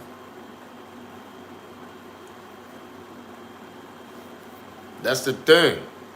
That's crazy you say that, beautiful, because Dolph said that in the interview. Let's rewind and go back to subtitles. Dolph said that in the interview. He said that, how am I signed to a nigga that I'm worth more than him? Come on, man. This shit don't make no sense, y'all. That's why I said you can't make this shit up. You can't make it up. You just can't. You can't make this shit up. He said that in the interview. I'm assigned to this nigga and I'm worth more than him. And I could get way more than him. He said that shit clearly out of his mouth. Pause.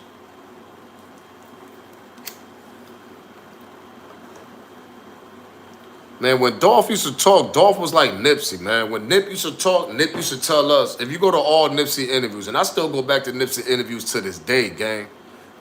Because Nip dropped so many gems on his interviews about life, living, condition, hustling, how to finesse the game, and if you're a rapper to get in the game, how to treat yourself and maneuver in the game and don't get caught in the crossfire and sign on 360 deals. He used to teach these young rappers about that shit too. And then outside of that, he used to teach us about life, living, stuff that we had to eat, stuff that'll keep us conditioned good, keep us learning, try to tell us to read more books. This is shit that Nip used to say. Dolph was similar that way too. Dolph used to drop gems and all that. He used to drop more money gems, more hustling gems, more independent gems. That's why he wasn't beef with Gotti, man. He's like, why am I sign with Gotti when I'm out here grinding? I'm getting more money than this nigga and more money than his artists. And for him to make that decision, who had to make that decision with him, though, at the end of the day? Daddy O. So what Daddy O play all involved in this? Like I said earlier, why we never heard Daddy O talk? I ain't seen not one video of Daddy O grieving. I'm not saying that they had to show him grieving, but god damn, know what I mean? Like, that's supposed to be your little homie. You ain't doing not one interview about this nigga. And like I keep telling y'all, you know when the interview gonna come out? When all this shit died down on the trial. When whoever get convicted, that's when niggas gonna start coming out with interviews. They gonna start talking. They gonna start kumbayaing. They gonna start, I'm telling you, you gonna see Daddy-O talk more. You ain't gonna see this nigga talk until 2025. Let's get to that part. Watch. Just like the Takeoff situation. I just told y'all Offset just did a video talking about it felt good to do that tribute to Takeoff. It felt good to be with my brother Quavo. It's starting to be kumbaya a little bit. I just don't want these niggas to kumbaya with mob ties later on in 2025 when this case died down or we find out who really shot or really allegedly killed Takeoff. Because they're going to try to put that whole shit on DJ Pass, so y'all already know that. But this shit with Dolph, Govain got to speak up more. Because I don't see them niggas, I don't see all three of them niggas going down for this whole Dolph situation, gang. I just don't see it. Somebody's going down that we know that's going to be a rapper that's going to be big. Or somebody that's connected to a rapper. Like a Big Juke or something like that. I'm telling y'all. Or it might be who y'all say, the cookie, know what I mean? Let's get to that part. That be the bombshell if they dropped it, know what I mean? I'm telling you, if that shit pop up in trial, boy, I'm telling y'all.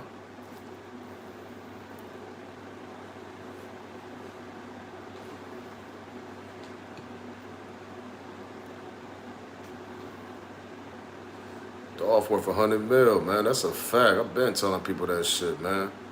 That boy money was up.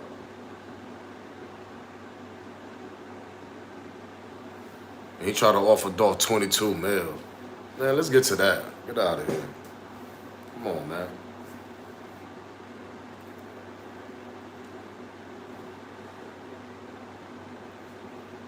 But we're going to find out later on, gang, what happened, though. To keep it real with y'all, we're going to find out. That trial's kicking in. Govain got to talk real soon. Cornelius got to talk. All these niggas got to talk real soon. So we're going to find out what's going to happen.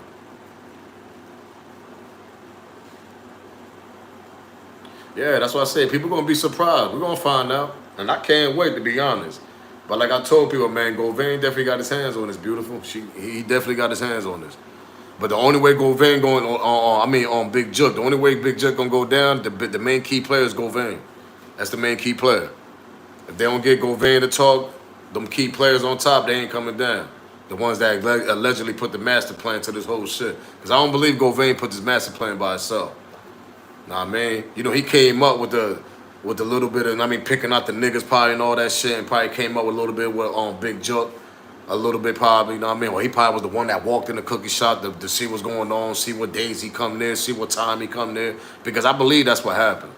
I believe somebody knew somebody in that cookie shop. They asked him what time, what day he's coming here, what months. You know, they started following them from that, and that was the perfect time to get him.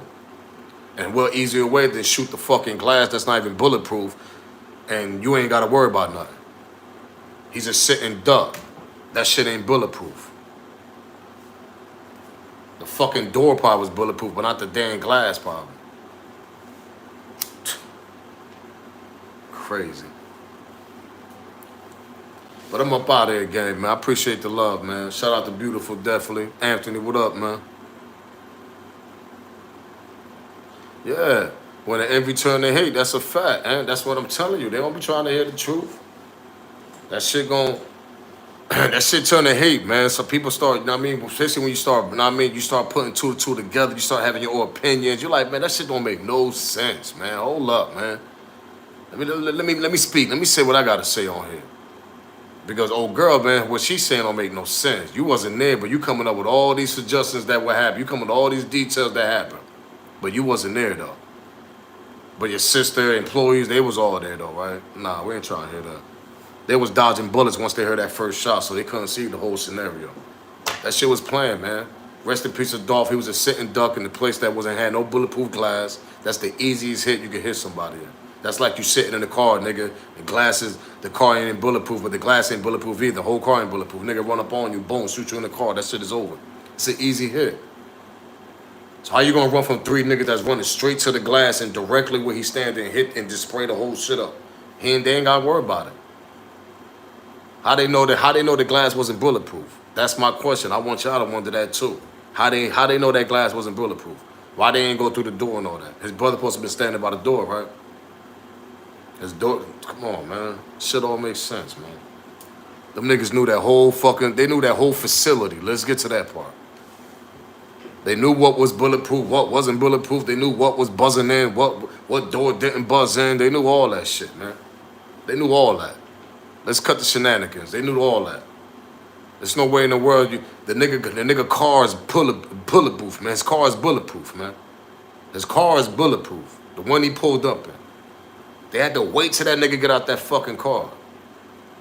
And you had to know that facility for you to spray that front like that in front of, with that glass, with all that glass and all that. Not knowing that you won't know if that glass is bulletproof or not, though. Because a lot of facilities got bulletproof glass when you first walk in there. It's a bulletproof glass. See, it's a see-through. But the glass be thick as hell, though.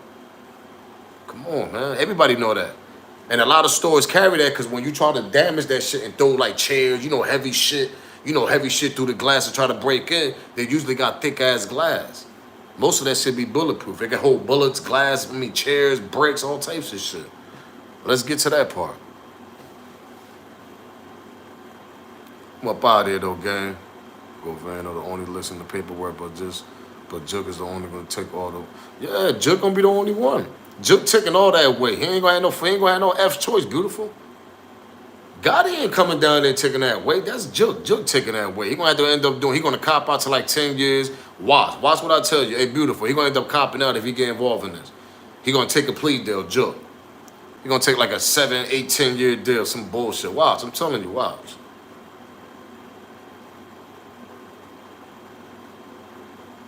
Yeah, but Gotti, you might as well get Gotti out of this.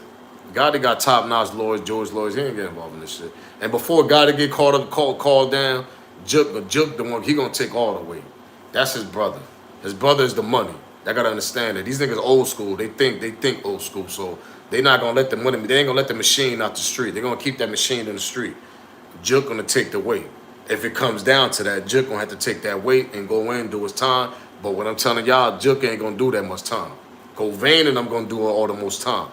Jook he gonna plea out. They gonna charge Jook with some conspiracy bullshit. That's gonna be the main thing, conspiracy. Watch. Yeah, that's what I'm saying. Govain told Jook gonna cover all that, man. He gonna cover all that, gang. He definitely is. But that's all they gonna charge Jook is for conspiracy. That's it.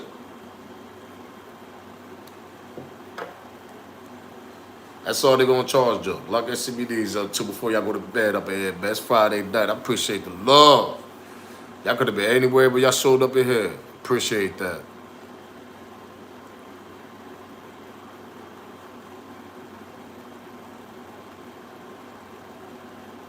Yeah, but Jook definitely going down, gang. He definitely going down. He gonna have to take all the weight. Once Govain start doing this, Jook gonna have to take all that weight, come down. He gonna have to. Because he was the mastermind to this, and he had the money. You got people all on the internet screaming out, you had the bag on his head. They gonna bring all that shit in trial, y'all. You know how the prosecutors do. They gonna bring internet shit, or they gonna bring all this. I'm telling you. That's why I wouldn't be surprised they bring old girl on the platform. They bring her on the stand. Because old girl been running around here burning this shit till the wheels fall off. And we know who, when I say old girl, y'all know who I'm talking about. She been burning this shit, clout chasing till the wheel fall off. So I won't be surprised they even bring up there and ask her a few questions. To ask her what she know about it. You get what I'm saying? Because they be grabbing bloggers. They be grabbing bloggers' little investigation they do sometimes, and we all bloggers. At the end of the day, we don't do investigate. I ain't no police or nothing. I just blog to what I see and what I know, and I break that shit down with my own opinion. Let's get to that part. But when you got other bloggers that put more information out, and they go real deep, they use that. They take that shit to court. So I won't be surprised they drag her little, you know what I mean? Her little cookie eating, you know what I mean? All on that stand and ask her a few questions.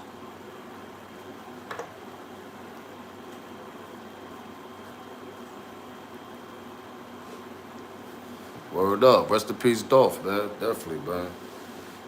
Definitely. But I'm about to get up out of here, gang. Y'all already know the vibes, man. Light went up, spark went up. Light y'all CBDs up, man. And throw a yak back. Y'all know the vibes, man.